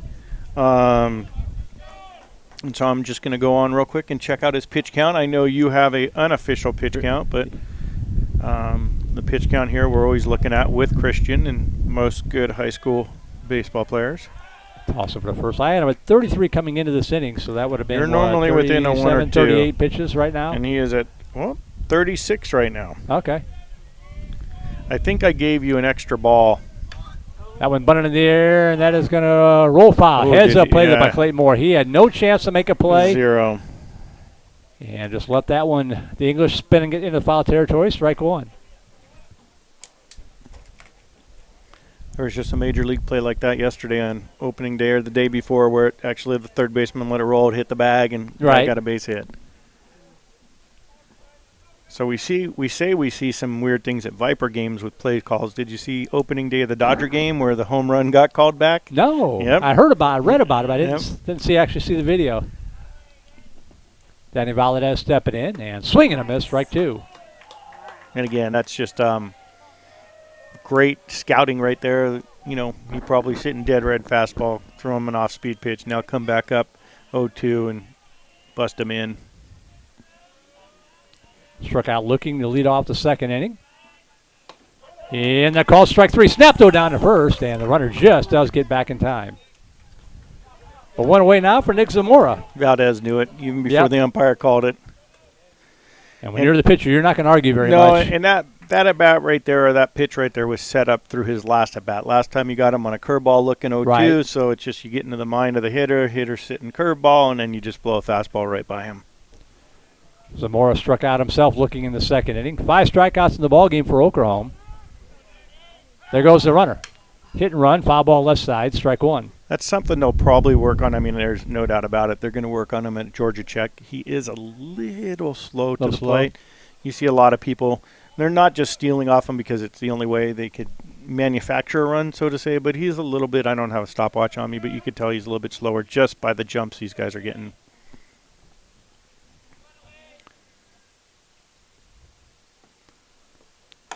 Pitch outside. On the flip side of that, he does have a really good move to first base. Yes, yeah. He's picked a person or two this year and almost picked a couple more. So it's good to see pitchers that spend time and work on that art of the game. 1 ball, 1 strike. Nice pick up there by Thompson. That ball one hopped him. Thompson's the unsung hero of this team. You know, he's always getting the ball in play in crucial situations, button situations. You can put him in the outfield. He catches Buchanan. Swing and a miss. And he does a good job at first base. Yeah. He's our 2021 Chad Herrera. Right. There you go. For those of you that don't remember Chad played everywhere. We called him Everyday Eddie. He'd just go to the ballpark. He didn't know where he'd be starting, but he'd be starting. 1 ball, 2 strikes. In there, called strike 3. Beautiful pitch to Zamora. 2 away with the runner at first for Bryson Dudley. Chad is another Viper that's playing at the next level at Crown College. Had a good season 2 years ago. I don't know about last year. Put me in, coach, right? Yep, exactly. Always shows up. First one there, last one to leave. So here's Dudley. He flew out to Jackson and left in the second inning. Comes up here with 2 outs and a runner at first. Swing and a miss, strike 1. Snap though down to first, and boy, they are working over that runner. No, they are. They know how important it is, yeah. Right? I mean, not the go-ahead run. It could be the winning run.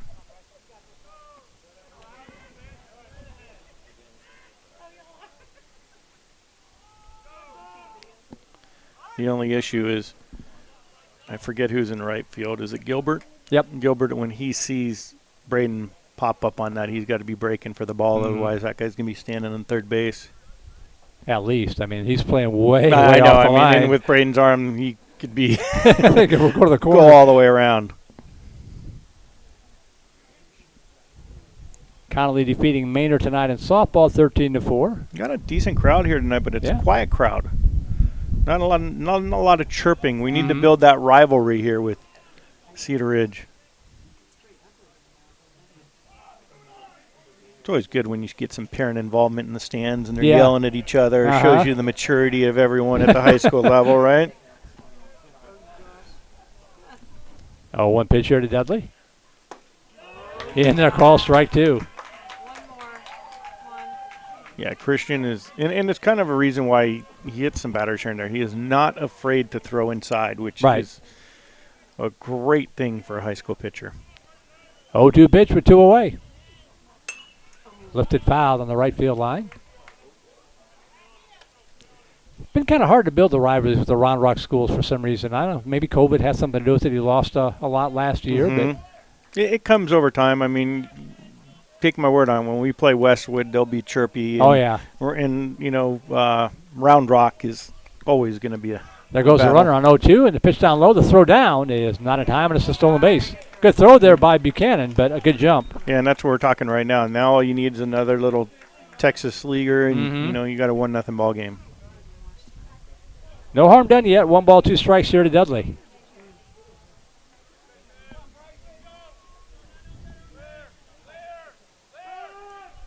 Time is called.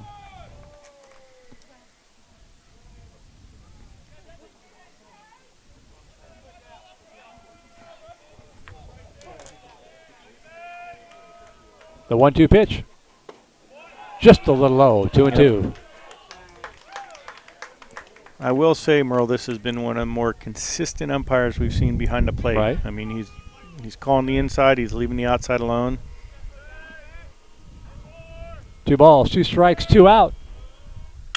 That ball ripped and out in the left field for a base hit. Jackson gets to it, but he's not going to have a chance to make a throw at the plate, and Cedar Ridge jumps out on top 1-0 on the RBI single to left. That ball was absolutely smoked.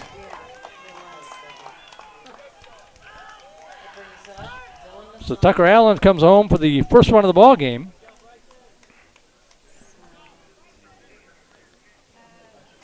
It's okay. But that's why they put him in motion right there. Yeah. Put him on second base. You have 2 outs. Okay, and the coach is thinking on that is he's either on second with 2 outs or you've got a decent hitter up again with nobody out to lead off the next Exactly, inning. yep. Baseball 101 there, right there for you. Swung on, lifted foul out of play to the right side. Strike 1 to Dylan Masandra. Popped out to the second baseman, his only other at bat. And we'll see if they got a courtesy runner for the catcher, Dudley. They did. I didn't see the number. Try to get that when he turns around. They don't chart bat exit velocity here at the high school games, but that ball hit right up the middle and knocked down, and everybody's going to be safe. you saw Christian. You know what? I commend Christian on that. He went to go grab it with his pitching hand, and he thought about it twice and let the ball go, which is the right play there. Especially on a ball hit that hard. Yep. So runners at first and second for Landon Maibel.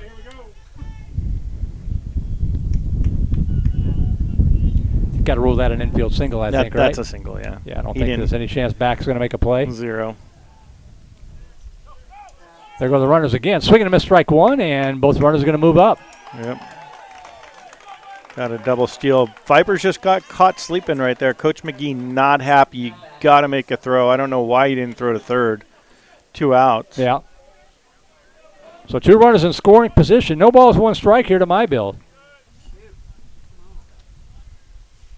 Swing and a miss, strike 2. Come right back with that pitch again, Christian. He's 2 days late on it. But again, these are all high-intensity pitches, and these take your toll on you over the innings.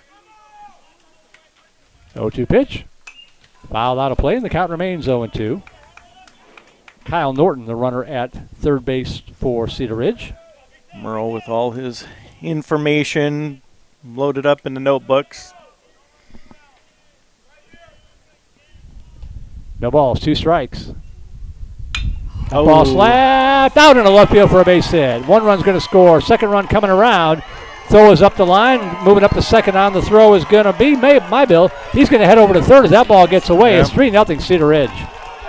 It's basically a single with a couple base air there. The 2 runners score. Right. But the hitter advances to third on the wild throw by the left fielder coming in that just ricocheted off of every wall possible, went around the infield and came back. So that's going to cause a trip for, is that McGee going out to the mound? 3-0 here, Cedar Ridge.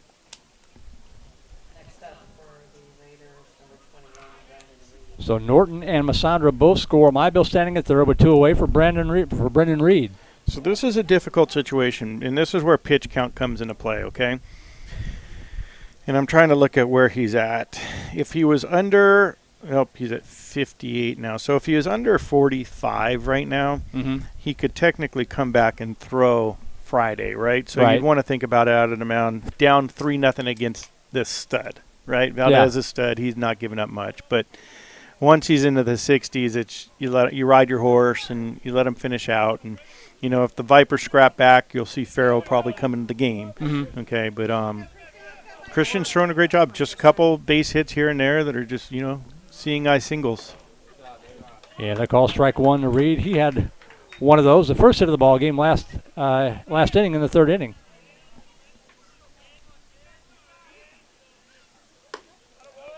Misses outside, 1 ball, 1 strike. This is and I hate to say I'd like to see this, but I like to see it because this could really build some confidence for the Vipers. You know, if they could bounce back here against a great Cedar Ridge team, come from 3 down, okay, it could build you a lot of momentum going in the second half of district. It's good to face some adversity every once in a while. Well, Cedar Ridge found a way to do it against Oklahoma. They've got to find a way to do it against Valadez. 1-2 pitch. Fouled out of play, and the count remains 1 ball, 2 strikes.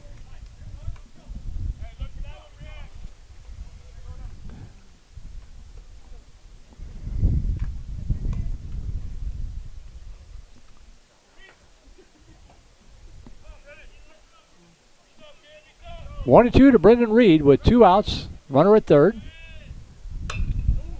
Yeah, that one poked slaps at it there. But hey, that's what you want to do. Just fight to stay alive to the next pitch right now.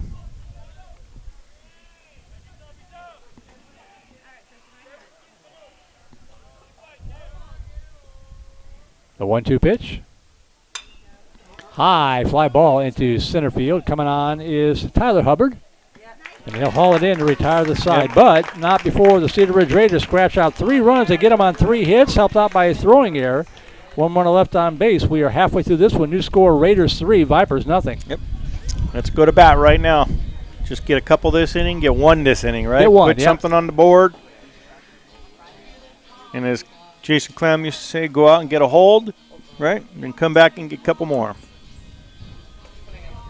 So we will go to the bottom half of the 4th inning. Again, we want to thank our sponsors here. Our home run sponsors, Shannon Kramer, along with Bartlett Realty, along with Silverton Custom Homes. Our double play sponsors, Ranch Road Vision. Our single sponsors, Independence Title, D.H. Allen Construction, South Star Bank, Steiner Ranch Wagabag, and our banner sponsor, Trent Reynolds Baseball Development, along with our Vype Live Network sponsor, Academy Sports and Outdoors. Get free shipping on your favorite brands at academy.com or get free curbside or in-store pickup at your Academy store. Got some work to do on the offensive side of... Yep, and you can't live in high school sports without those very generous sponsors. Yep. And you know what, it's a good thing and a bad thing, right? A lot of them are the same names over the years and just very consistent with the programs. You see it in football, basketball, baseball, softball, you name it. So a special shout out to them. So let's go, Christian. Here we go, leading off the bottom of 4. Let's help yourself out here, kid. And if nothing else, let's get Valdez a little bit deeper into the pitch count. Yeah, I've only got him at, 40 pitches, I think, through the first 3 innings? Exactly. Oklahoma hacking away, fouls it back to the screen, strike 1.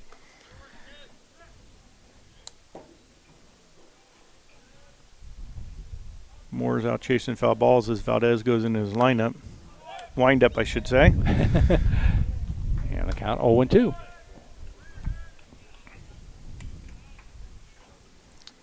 It's cooled off nicely. About 70 degrees right now, I'd say, Merle. Beautiful night for baseball.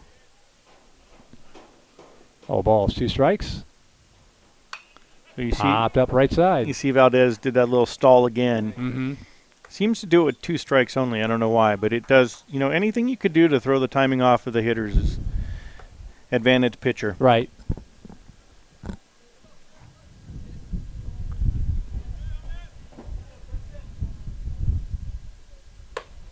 Pitch up high, 1-2 to Oklahoma. Christian's all over the plate right now. He's definitely not afraid to get up on it. The 1-2 pitch. Chop left side, just foul. Foul ball. Oklahoma, Moore, Thompson. Hopefully Gilbert, Back, Hubbard, and Baker do up here in this bottom of the 4th. Let's have a fight at the bat rack. Everybody wants to hit. That's right.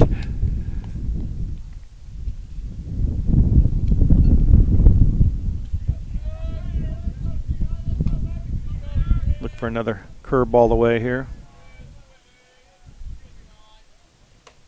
And they're called strike 3. Beautiful pitch. Or a curveball right down the middle. Oklahoma out on strikes. That'll bring up Clayton Moore. Hit by a pitch.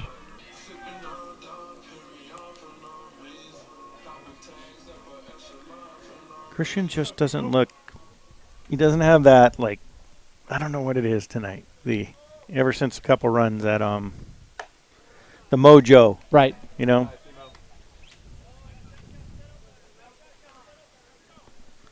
That's the only. Hold on, I'll share my thought. And that ball ripped out in the left field for a base hit. One of the hardest balls I've seen more hit there all year. That ball was barreled up and roped. But so one of the reasons why high school coaches do not like pitchers to hit in high school is because they sometimes take their at-bats to the mound with them. Mm-hmm. So meaning if they don't have a good at-bat, it affects them on the mound or vice versa. Christian has managed through that all year. He's done a great job, right? It's just you see him get a little bit down after his last 2 at-bats. So here's Landon Thompson, a bunt single. 1 out, runner at first in the form of Clayton Moore. Toss over to first, runner back.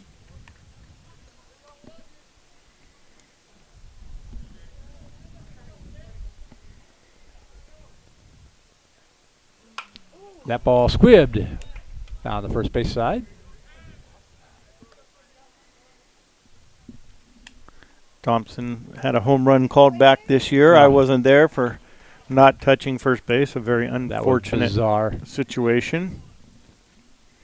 But then again, we just saw it happen in the big leagues on Monday night.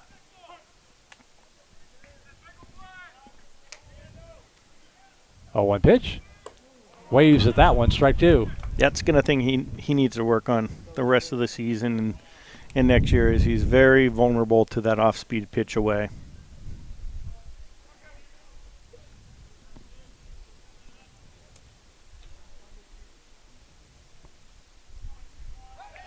Well, you never addressed my comment about last game's umpire standing behind the batter. Yeah, he was very awkwardly out of position. I'm not sure how we could even see the entire game. Swing and a miss, strike 3. I do some officiating in the summer months, and I just don't see how you have that angle. Yeah. You know. Yeah. Did you see the picture I sent you? I missed the picture. I sent you a picture of it, and the way he stood was just absolutely amazing. I made a comment on it at some point. It's also I heard that. Back.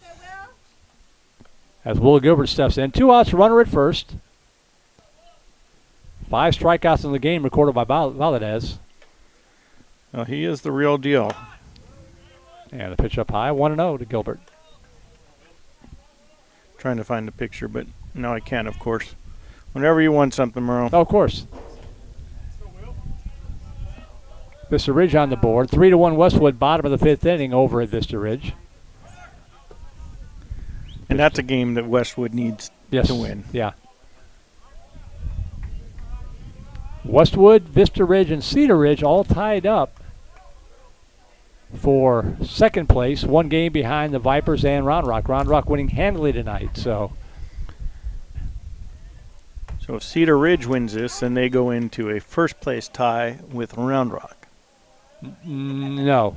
They will be tied with us for second. Gotcha. Yeah, that's right. Round Rock will be in first place by themselves. You're right. Toss over to first. 2 balls and 1 strike. As I predicted, the only team that is not up on top right now that I really thought would be is the Hutto Hippos. Pitch out, and that's going to be a stolen base. Yeah, I'm kind of surprised by that. They've been close in a lot of games. They have been, and they're normally a very talented program, and everyone's entitled to an off year. Right. You never know with the COVID situation, right? Right. You lose kids here throughout the season or whatever, but I look for them to be in the final top 4, but battling up there. 3 balls and a strike now to Gilbert. Runner at second. High ball 4, and that'll bring the tying run to the plate in the form of Ryan Back. And this is exactly what you don't want if you're the Cedar Ridge coach. Right. You just go out and you score 3. Let's go out and have a nice quiet inning. This is what I talked about the Vipers. It's a good position for them to be in to try to build out through some adversity. Mm-hmm. So if they could even just scrap 1 across right now, or even just getting 2 runners on is, a big thing for them right now. Back steps in, grounded out to shortstop, back in the second. Runners at first and second with 2 away. That curveball breaks across the outside corner of the plate. Strike 1 to Back.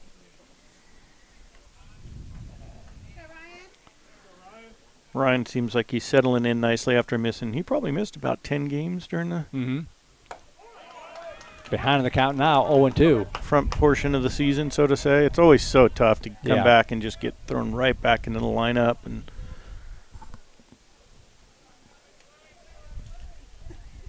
0-2 pitch. Good cut there to hang alive. Doesn't matter how many years I sit back here, Merle, with the fence in front of me, I I still flinch. Yeah.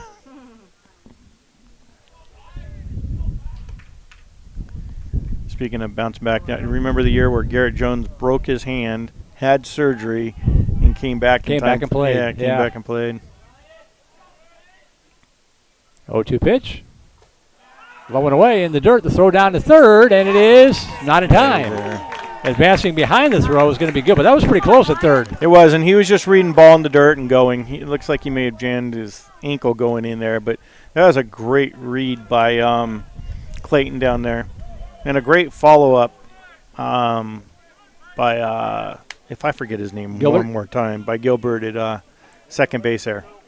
So what you don't want there is runners on first and third, right? Right. And then you get the force out at second. So now a base hit could potentially score 2 runs. And that ball is going to hop up, and that's going to score one the easy way. Catcher hasn't found it yet. Up, no one's at home. So 3-1 in the wild pitch as Clayton Moore scores home. Ankle looked pretty good there. Yep.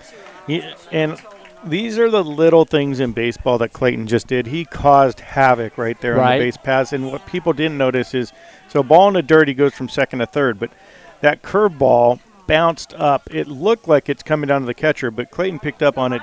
He noticed the catcher did not know where it was. And he knew that by the time it came down and bounced, he could be home. So 3-2 now to back. Runner at third with 2 away. The Vipers on the board here. As Ron Rock has run ruled McNeil 15-3.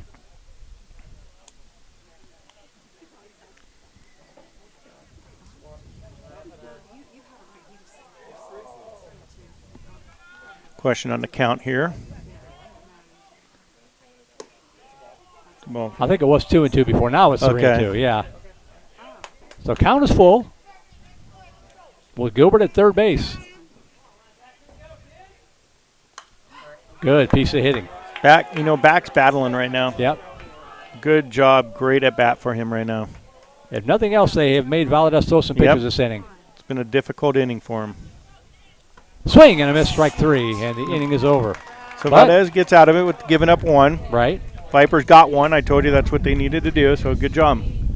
1 run, 1 hit, no errors, home run to left on base. We played through 4. We will go to the 5th. New score, Cedar Ridge 3, Vipers 1. Back for more Vandegrifts Vipers baseball on Vype Live. For high school sports coverage second to none, discriminating sports fans, booster clubs, and student bodies will tell you Vype stands above the rest. Vype can provide your school and your entire school district with complete digital video streaming and live broadcast coverage at prices that fit your budget. Find out more information at Vype, VYPE.com. VYPE.com. At Austin Pets Alive, the mission is to promote and provide the resources, education, and programs needed to eliminate the killing of companion animals. That means more happy pets joining more happy families every single day. In fact, Austin Pets Alive has saved more than 25,000 dogs and cats since 2008. And you can help. Adopt a new family member, help out with a donation, or roll up your sleeves and volunteer. If you have love, time, or money to spare, and we all have at least one of those, you're needed. Visit AustinPetsAlive.com to get started. Austin Pets Alive, helping people help pets.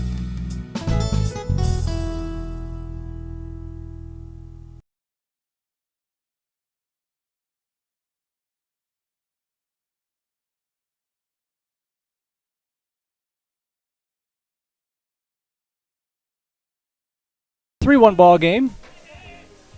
And swung on, foul tip back to the screen. Top of the order to up here for the Raiders. Matthew Brooks stepping in to lead it off. And just took a quick peek look, and Valdez is around 64 pitches, so he's got plenty left in the tank, as does Christian.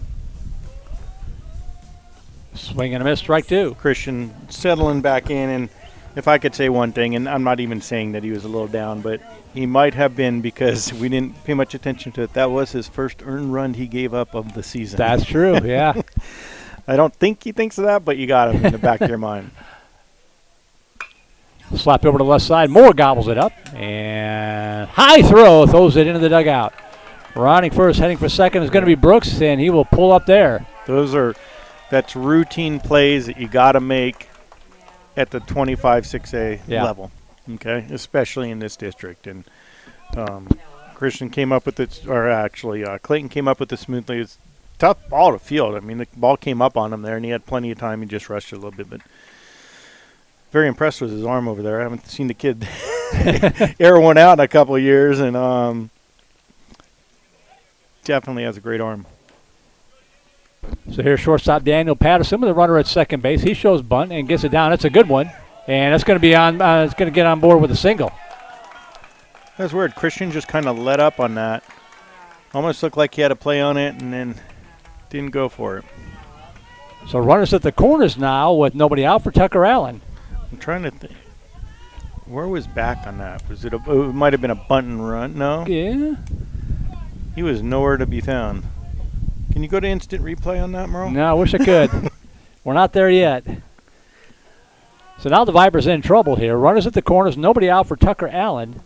0 for 1, walked and scored back in the fourth inning. You're going to watch take a pitch here, send the runner. Pitch with the knees, call strike one. Maybe not.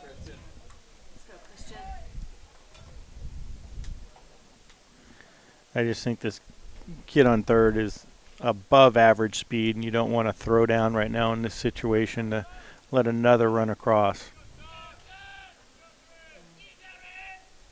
Swung on, foul back, and the count 0-2. But their coach knows their players better than I do, so let's let him coach the game.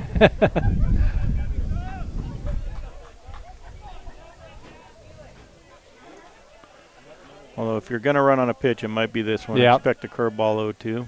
Not going anywhere. And ooh, almost got him. Pick a foul ball, maybe.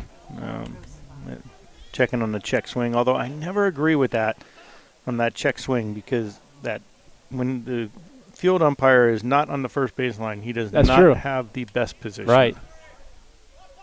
1 ball, 2 strikes.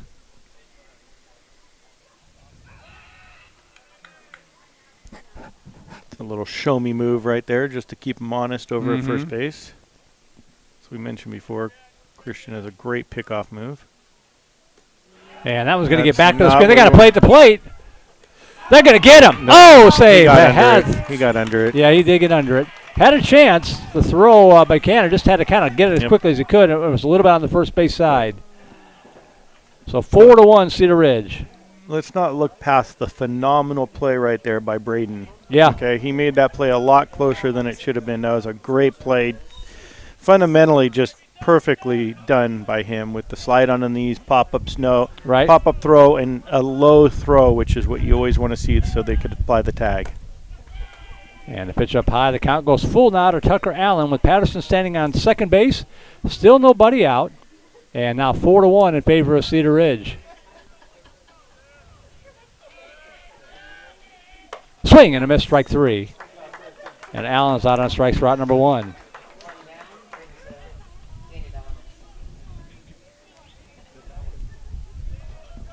That'll bring up Danny Valdez. He's the beneficiary of this. Comes up here 0 for 2. Couple of strikeouts on the night.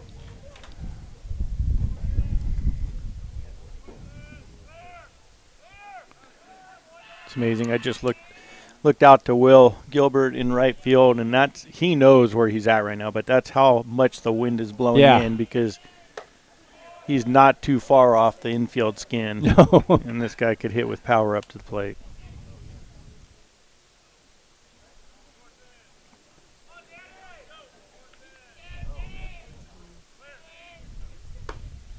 At the knees, call strike. 1 ball, 1 strike to Valdez.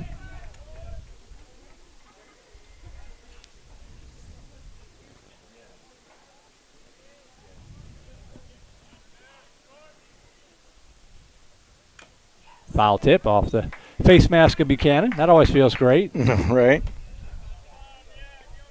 You can see Oklahoma just keeps throwing them away, and it's worked so well so far. 1-2 pitch. And he busts them in. Yep. 2 balls, 2 strikes. How many hits did Christian give up this season going into the game? 9, I think. And 5 this game. 2-2 pitch. Swing and a miss, strike 3. Back-to-back strikeouts. Still battling out there. You love to see that. No, definitely. And you know what? And that's a great thing that he struck Valdez out, because Valdez just had a little temper tantrum right there, and let him take out to the mound with him and get a little bit rattled out there.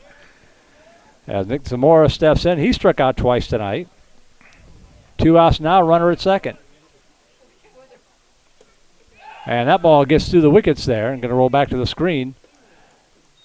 Patterson now standing at third base. Something you normally don't see with Braden behind the plate. He might have been crossed up a little bit, but he does a phenomenal job blocking the ball.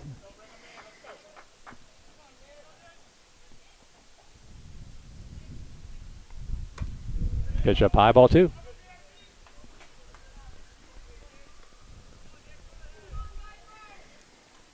It's always a baseball's fault. Took the words right out of my mouth as Christian asked for a new baseball, as he threw one in the dirt and then one up high.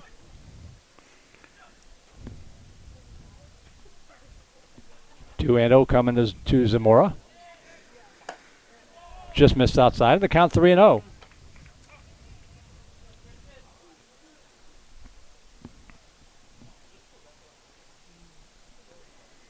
Pitch. Nice curveball. Pitch. Love that 3-0 curveball, right? But hey, that's what you need to get settled back in and find your release point. Count now 3-1 to the Raiders left fielder.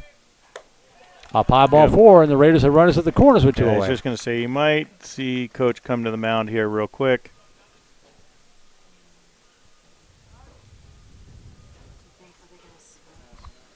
I haven't seen anyone up in the bullpen, although there is somebody up in the bullpen. And I don't know if this is a game right now where you bring Farrow in, although it looks like Farrow is coming in. So Christian Okerholm will leave the ball game, and Daniel Farrow, the junior, will come in to take over for him. And here's the situation with runners at the corners. 2 outs. We'll step aside, let him take his warm-up tosses. You are watching Brandon Vipers Baseball on Vype Live. Love the game of football? Wish you could be part of the action? Then become a football official. The Austin Football Officials Association is actively seeking new members to officiate games all across Central Texas. The Austin Football Chapter of TASO, the Texas Association of Sports Officials, provides a 2-year training program for new members. Taught by a crew of veteran officials, these training classes meet each Monday night from July through November and include classroom and on-field instruction. You don't need to be an ex-player or a coach to become a great official and have a memorable officiating career. As our officials will tell you, working around student athletes at all levels of football is gratifying. Plus, you'll develop lifelong friendships with other officials who share your passion for the game. Officiating football is a great way to get into and stay in shape, be a positive role model for student athletes, retain your competitive edge, and earn additional income. Visit the Austin Football Officials Association online at afoa.ws for more information. That's afoa.ws.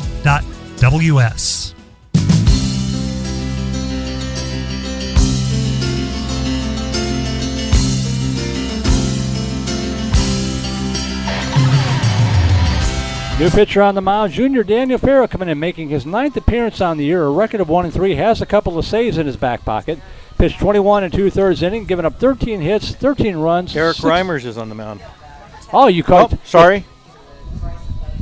Who is it? Eric Reimers is on the mound. Eric. Well, never mind. I know. But hey, great year so far for Daniel Farrow, right? Yeah, that's right. Now we have the senior Eric Reimers on the mound, who's also done a tremendous job. Threw a few innings on Saturday during the senior game. A couple scoreless innings, I believe.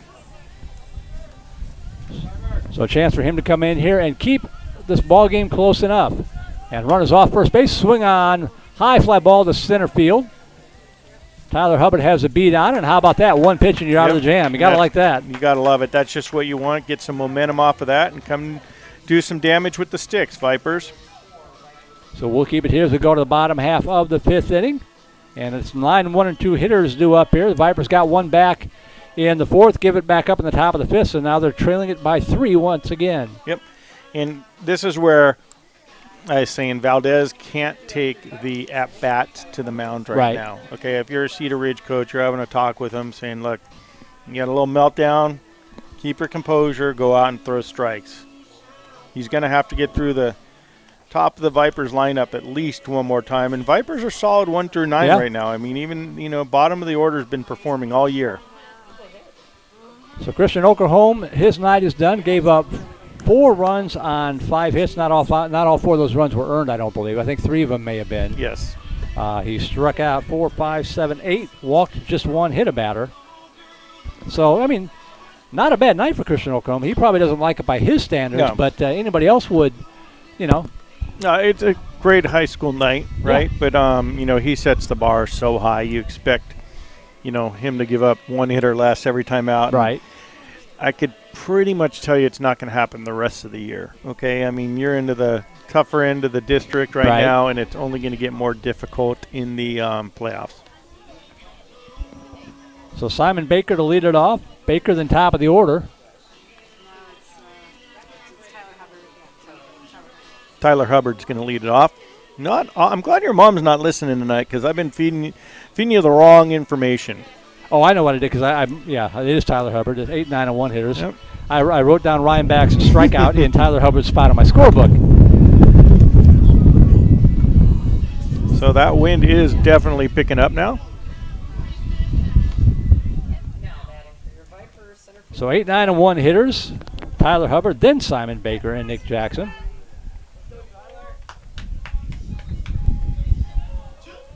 Hubbard's done a great job in center field, and same with Will Gilbert in right field. Those guys have settled down nicely. Right. Ball 1 to Hubbard. 64 pitches unofficially for Valadez coming into this inning. So he's in pretty good shape. Chopper left side, and nice play by the shortstop, Patterson, to throw to first. In time, and they got him. That was a major league play there by Daniel Patterson, deep in the hole. I'm going to go as far as saying he's the kid that's going to a Division II school up in northern Texas. That's a next level play right there. Yeah, it really was. There's no doubt about it. So 1 out base is empty for Simon Baker.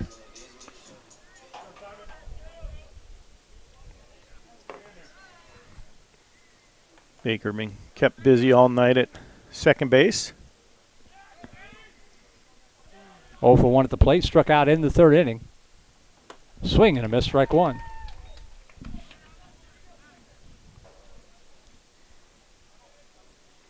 Looks like some younger Vipers are getting back from their games earlier and filling in the stands here.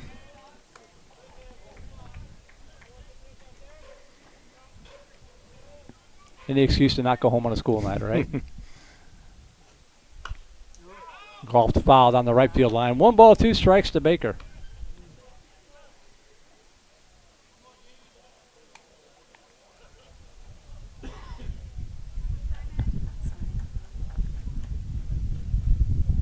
Swing and a miss. Pulled the string on that one. That was filthy changeup right there. Just swung right through it. So now, hey, we get to the top of the order one more time. Here we go. Nick Jackson stepping in, flew out to left, flew out to center. Little 2-out rally here.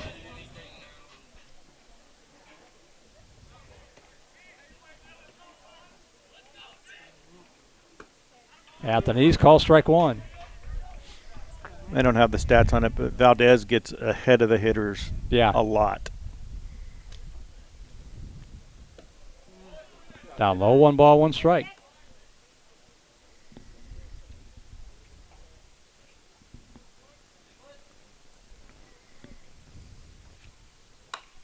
Swung on, foul. 1 and 2 the count.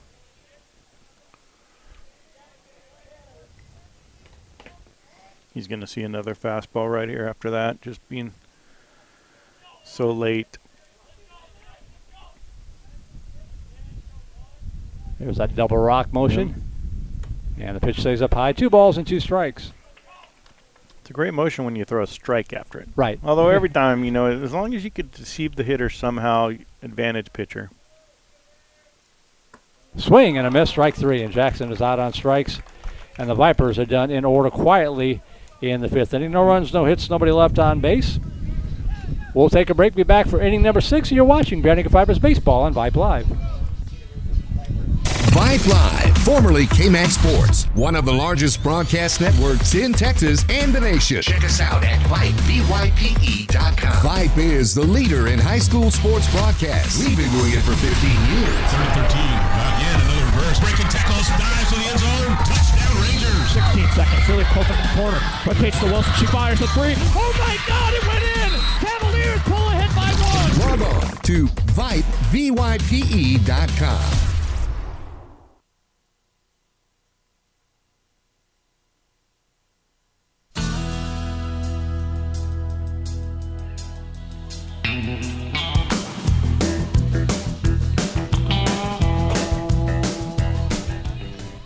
So Eric Reimer's in for his first full inning of work. Came in, put out the fire in the 5th inning, got the side retired on 1 pitch. He'll face the 7, 8, 9 hitters for the Raiders, Massandra, Mybill, and Reed in a 4-1 ball game. Elgin defeating Weiss tonight, 7-0. Elgin's got a pretty good baseball team this year. Yeah, they beat us or we beat them? I think we beat them. I have to go back and look. You know who we have coming up on the schedule? I was happy to see Manor High School with Coach Nick Cazole. Actually, not anymore. That's been replaced by Taft. Are you serious? Yeah. I was so looking forward to that. What happened? I don't know. That I don't know. That's I don't know. But what a bummer. Yeah. But Manor is broadcasting on Vype this year. Their home games, baseball and softball. Yep. Swung on, hit in the air to left field. Pretty well tagged. And the wind is blowing it. It's going back, and it is caught on the warning track by the left fielder, Nick Jackson. What a play. That ball just kept going. Great job by Nick. Looked like a routine fly ball that left the bat. That ball just kept going and going and going.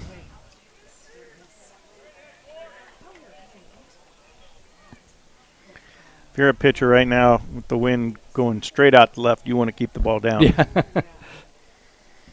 As Landon Mybill steps in with 1 out, the base is empty. It's a unique-looking little breaking ball there for him. Has like a little loop in it, so to say. Straight over the top delivery there for Reimers. And it's always an adjustment when you face Oklahoma for a few innings and he's mid to I'm going to say mid 80s, and then you get a kid come in that's 78. I mean, it's a big adjustment. Right. 3 balls, no strikes to Mybill.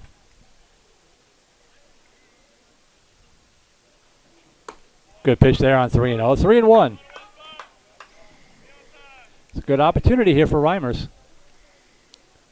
Viper senior, been in the program for 4 years. Up a line shot right into the waiting glove of Ryan Back for 2 away. Baseball is a crazy game. You see Isn't the it? last 2 balls just absolutely crushed for outs. Christian, they barely make contact and they fall for singles. It usually evens out in the end, but it's no fun when you're on the wrong end of it. As Brendan Reed steps in. 1 for 2 on the night and takes the first pitch in the strike 1. It's the old saying, they all look the same in the scorebook. That's right.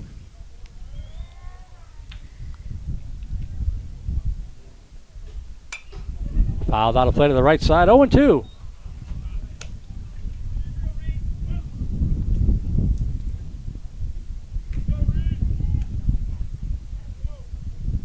Oh, 2 pitch. Check the swing. Did he go? Oh, he went. Yes, he did. And they're going to tag him out to complete the put out in a 1-2-3 inning by Eric Reimers. Well done, young man. Great job there, Eric. I'm surprised the home plate umpire even needed to ask for help on that. So no runs, no hits, nobody left on base. We'll go to the bottom half of the 6th inning, still needing 3 runs to pull this into a tie, 4-1 your score. 6 more outs to get 3 more runs, Right. Merle. Actually, 4 more runs, but We'll take 3 and we'll play take overtime. 3 and go for an extra inning. 4, 5, 6. That's pretty efficient work. 4 outs in 10 pitches. Yep. But Valdez does not look like he's letting up anytime soon. No, His he doesn't. pitch count's well within reason, and he's working smart. He's just pounding the zone, getting ahead in strikes, and working very efficiently. But it's a big inning for the Vipers. You're going to see the heart of their order right now. Right. If you're going to get yourself back in the ballgame, this is the chance to do it. Yep. So Buchanan, Oklahoma, and Moore due up, as John mentioned, the heart of the order.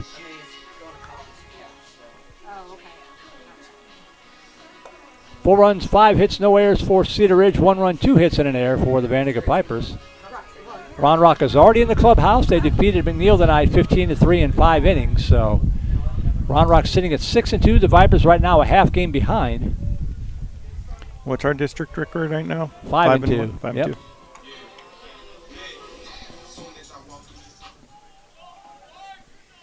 So here is Buchanan, 0 for 2 on the night. And looks at the first pitch, misses outside, ball 1.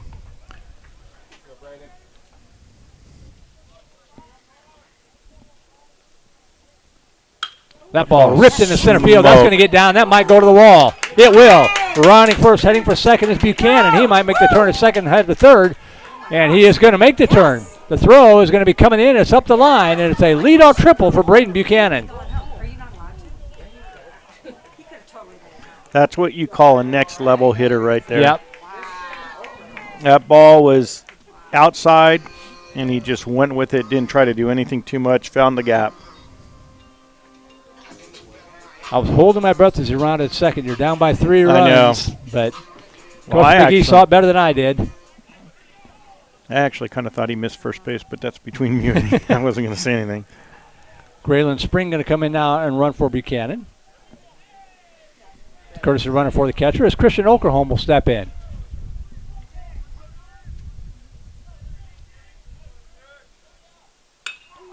High fly ball to center field. Should be deep enough to score the run. Yep. And making the awkward catch out there was the center fielder Brooks. The throw to the plate is not in time, and the sacrifice fly RBI by Okerholm makes it a 4-2 ball game. Great at bat right there. 1 out, base is empty now. 4-2 your score. Yeah, Brooks, he had a great jump on it. Again, that wind, we don't even know. It's just creating havoc out there. So here is Clayton Moore stepping in with 1 out and the base is empty. And that pitch paints the inside corner, strike 1. Yeah. Nice tight slider there by Valdez. Moore slammed a single his last at bat. 1 ball, 1 strike. Been on base twice. Was also hit by a pitch in the second inning. And he crushed that ball he last did. at bat through the 5-6 hole. Good cut there. Fouls it back to the screen 1-2. Good to see Clayton wearing Justin's number, the old lucky 13. 1 ball, 2 strikes. Swung out foul tip. Got a piece of it. Got a piece of the bat, got a piece of the catcher. Umpire going out there to give the catcher a little bit of time. Caught him in the right shoulder, maybe. Yep.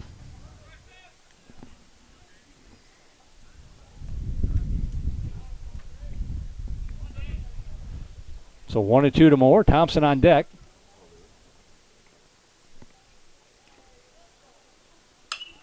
Little bat handle job that's going to drop into the glove of the left fielder. Nick Zamora got a great jump on it. He did.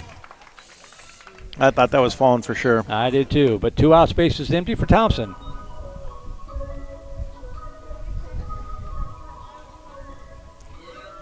Thompson, a bunt single, also struck out in the 4th, so 1 for 2 on the night. I wonder how many bunt singles Thompson. I've seen at least probably 3, maybe 4 for the season. Now third base is playing way back. Put it down again. Nope. Takes the first pitch of the letters for called strike 1. He looked back at the umpire like, that hasn't been a strike all night.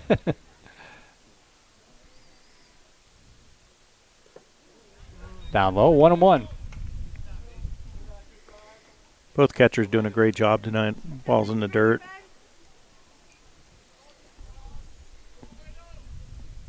One ball, 1 strike.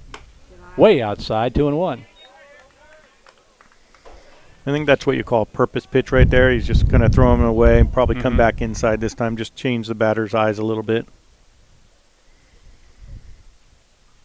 Right? Just like that. 2-2. He throws like a slider and a curveball. One's really tight and the other one just kind of slides away, so to say. 2 balls, 2 strikes to the Viper first baseman. Swing and a miss, strike 3. And the inning's don't over. throw your bat. Don't throw your bat. Umpire's just staring at you right now. But the Vipers get the leadoff triple by Buchanan and make it count. 1 run on 1 hit. Nobody left on base. We will go to the 7th inning.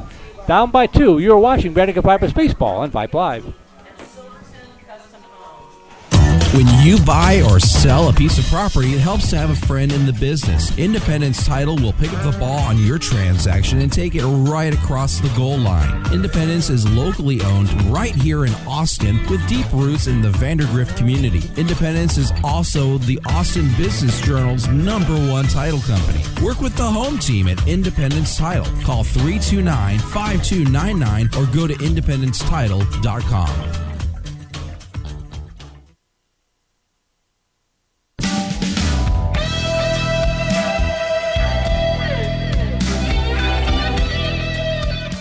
We go to the top half of the 7th inning, and it is the top of the order due up here for Cedar Ridge. Brooks, Patterson, and Allen to go to work against Eric Reimers. If there's ever been an inning in which the Vipers need a hold, it's right now. It is right now. You don't want to come into the bottom of the 7th against Valdez chasing more than 2. You don't even want to go in chasing 2. Right. Okay, but you don't want to be chasing 3 or 4. Get this leadoff guy out. And Vista Ridge has come back and tied up Westwood 4-4, top of the 8th inning over at Vista Ridge. They've blown leads. They've come from behind. This district, man. There's a lot of eyes on this game right now, too. Yes, there are. As Brooks takes the first pitch, ball 1. 0 for 2 in the night. Reached on an error and scored. Also hit by pitch. And that one foul off the bat handle. 1 ball, 1 strike. I'm looking forward to watching this Brooks kid play a little bit more. He does a great job out in center field and done a good job so far in the leadoff spot. That ball slapped off the pitcher's mound and out in the center field for a base hit. A little bit of an unorthodox swing there on the hang me, bang me curveball, but did a good job waiting back on it. Thought the way it came off the mound that it might go into the glove there with back. I thought back had a play on it too. As Patterson steps in. Those two guys, Brooks and Patterson, the center fielder and left field and the shortstop, with the defensive plays of the night for sure. Absolutely. Showing bunt, pushes up the first base side, and that'll get the job done. It'll be 3 unassisted. Well, I don't think he tagged him yet. I don't think he did yet either. I'll just throw it. Do it the old-fashioned way, the 3-4 sacrifice. So they're obviously playing for one more insurance run there. Great job there by Patterson, who's single-handedly, with him and Valdez, that doesn't make sense single-handedly, but you know what I mean, but single-handedly on the infield, he has kept them in the game with some great defensive plays. Yeah, Brooks with the diving catch in center field. Patterson with that play deep in the hole an inning or 2 ago. And first pitch call, strike 1 to Tucker Allen, who is 0 for 2, struck out twice, also walked and scored. Brooks at second with 1 away.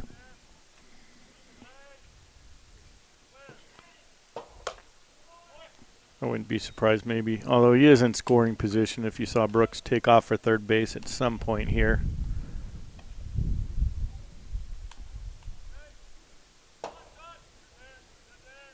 Although not much of a lead. Popped up right side. That's trouble. That's going to be trouble. The wind is going to hold it up, however. And it's going to drop in there with everything.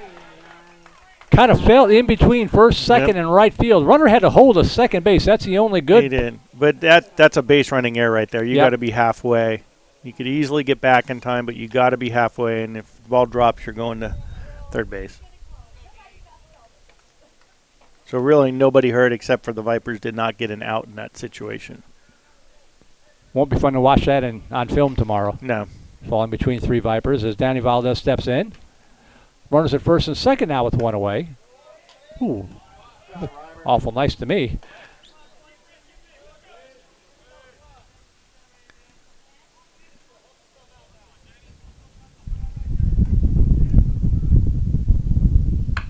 That ball, double play ball possibly. Second to short for 1, to throw to first.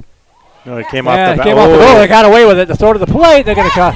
Well, they don't need it. They got a triple play, but they didn't need it. Wow. Yeah, we caught a break at first. Nice job there by Baker over the back to get the lead runner. And the throw really did pull Thompson off the bag, but we'll take it. Exactly.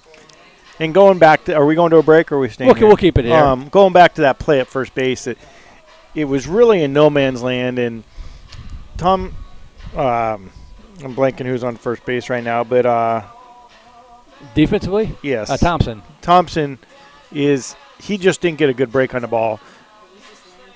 Our second baseman was holding the runner on, so he really had no chance. Right. And Gilbert out in right field was coming from deep right field, and the wind was blowing the ball in. So I know it looks ugly, but it was really a very difficult play. Right. Just the ball fell into no man's land.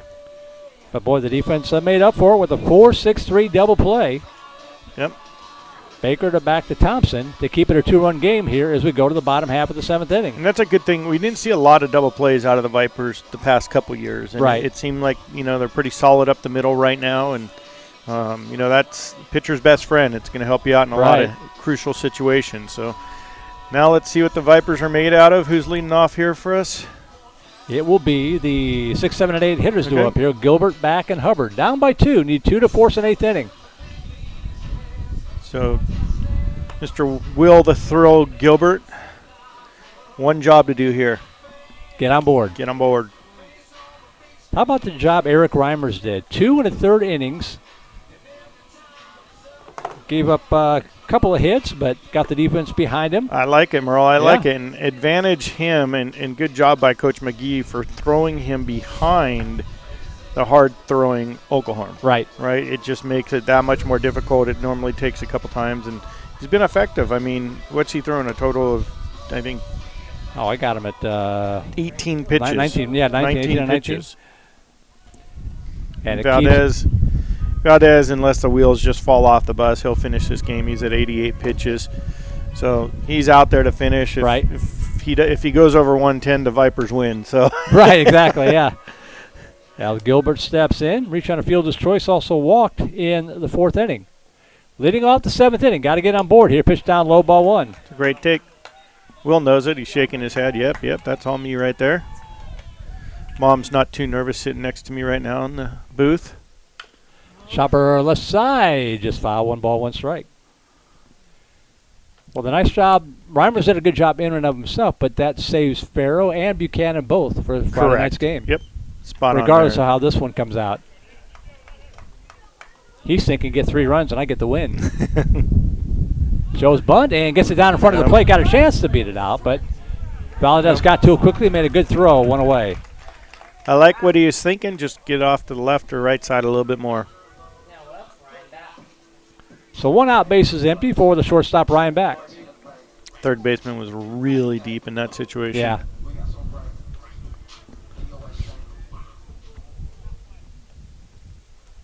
Back 0 for 2 tonight.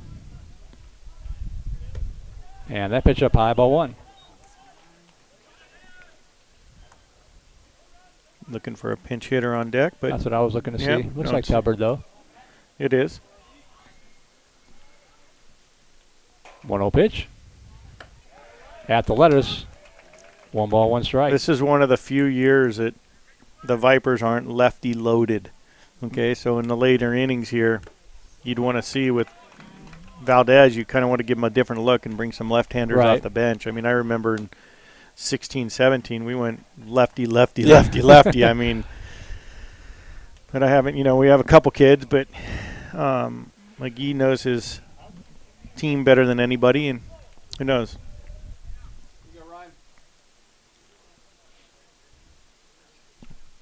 1 ball, 2 strikes here to Back. Valdez with the 1-2 pitch. The double rock, and it's on its way. Just got a piece of it. Great job of fighting there just to stay alive. Live for another pitch, Merle. Yep.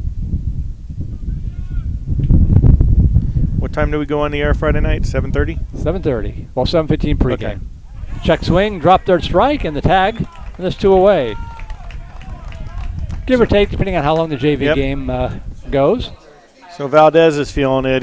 You could just tell on the mound right now. He wants this, going for the complete game. This is a huge. I'm not saying it's in the bag, but if Cedar Ridge pulls us off, this is a huge win to get it on the Vipers turf. Yep. And as you see, is that a pinch hitter on deck right now? I'll check here in just a second as Tyler Hubbard steps in, swings through strike one. Number Simon Baker is due up. 35. Yeah, 35. That's going to be Connor, I think. Yep. Coughlin. Coughlin, yeah. And that's that left-handed hitter off the bench that I was looking for. Just might be a... That ball ripped down the line into left field. That's going to get down for a base hit. That might roll to the wall, and it will. Rounding first, heading for second is Hubbard. And the Vipers will bring the tying run to the plate here in the bottom of the fourth inning. Great at-bat right there, and exactly as I predicted, go find that left-handed kid, come off the bench, and give Valdez a little bit different look. So stepping in is Michael Coughlin, a .333 hitter on the season, no home runs, 8 RBI. You just want to get it back to the top of the order right now. That's all you want to do. Next guy up. So Hubbard at second base. And if you're Cedar Ridge right now, you're thinking that runner on second doesn't mean anything. Right. Let's just go right after the batter and get an out.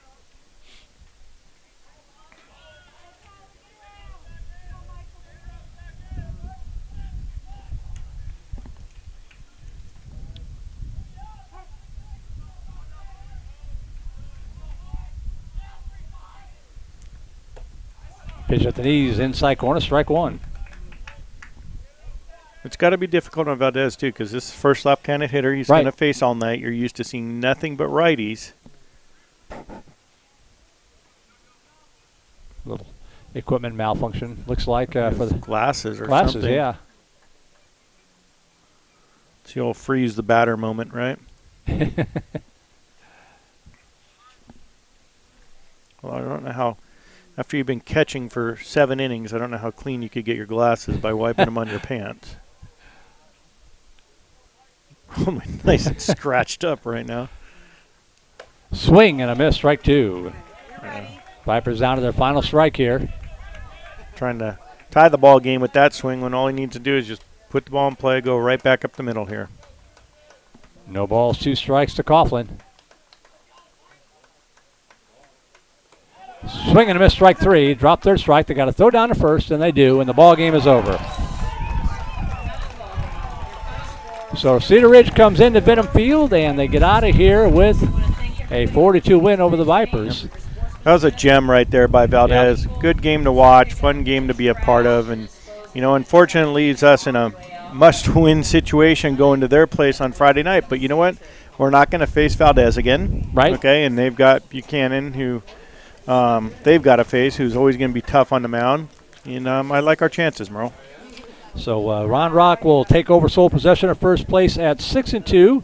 Cedar Ridge improves to 5-3. The Vipers drop to 5-3. And either Westwood or Vista Ridge will join that scrum at 5-3. The other one will be 4-4.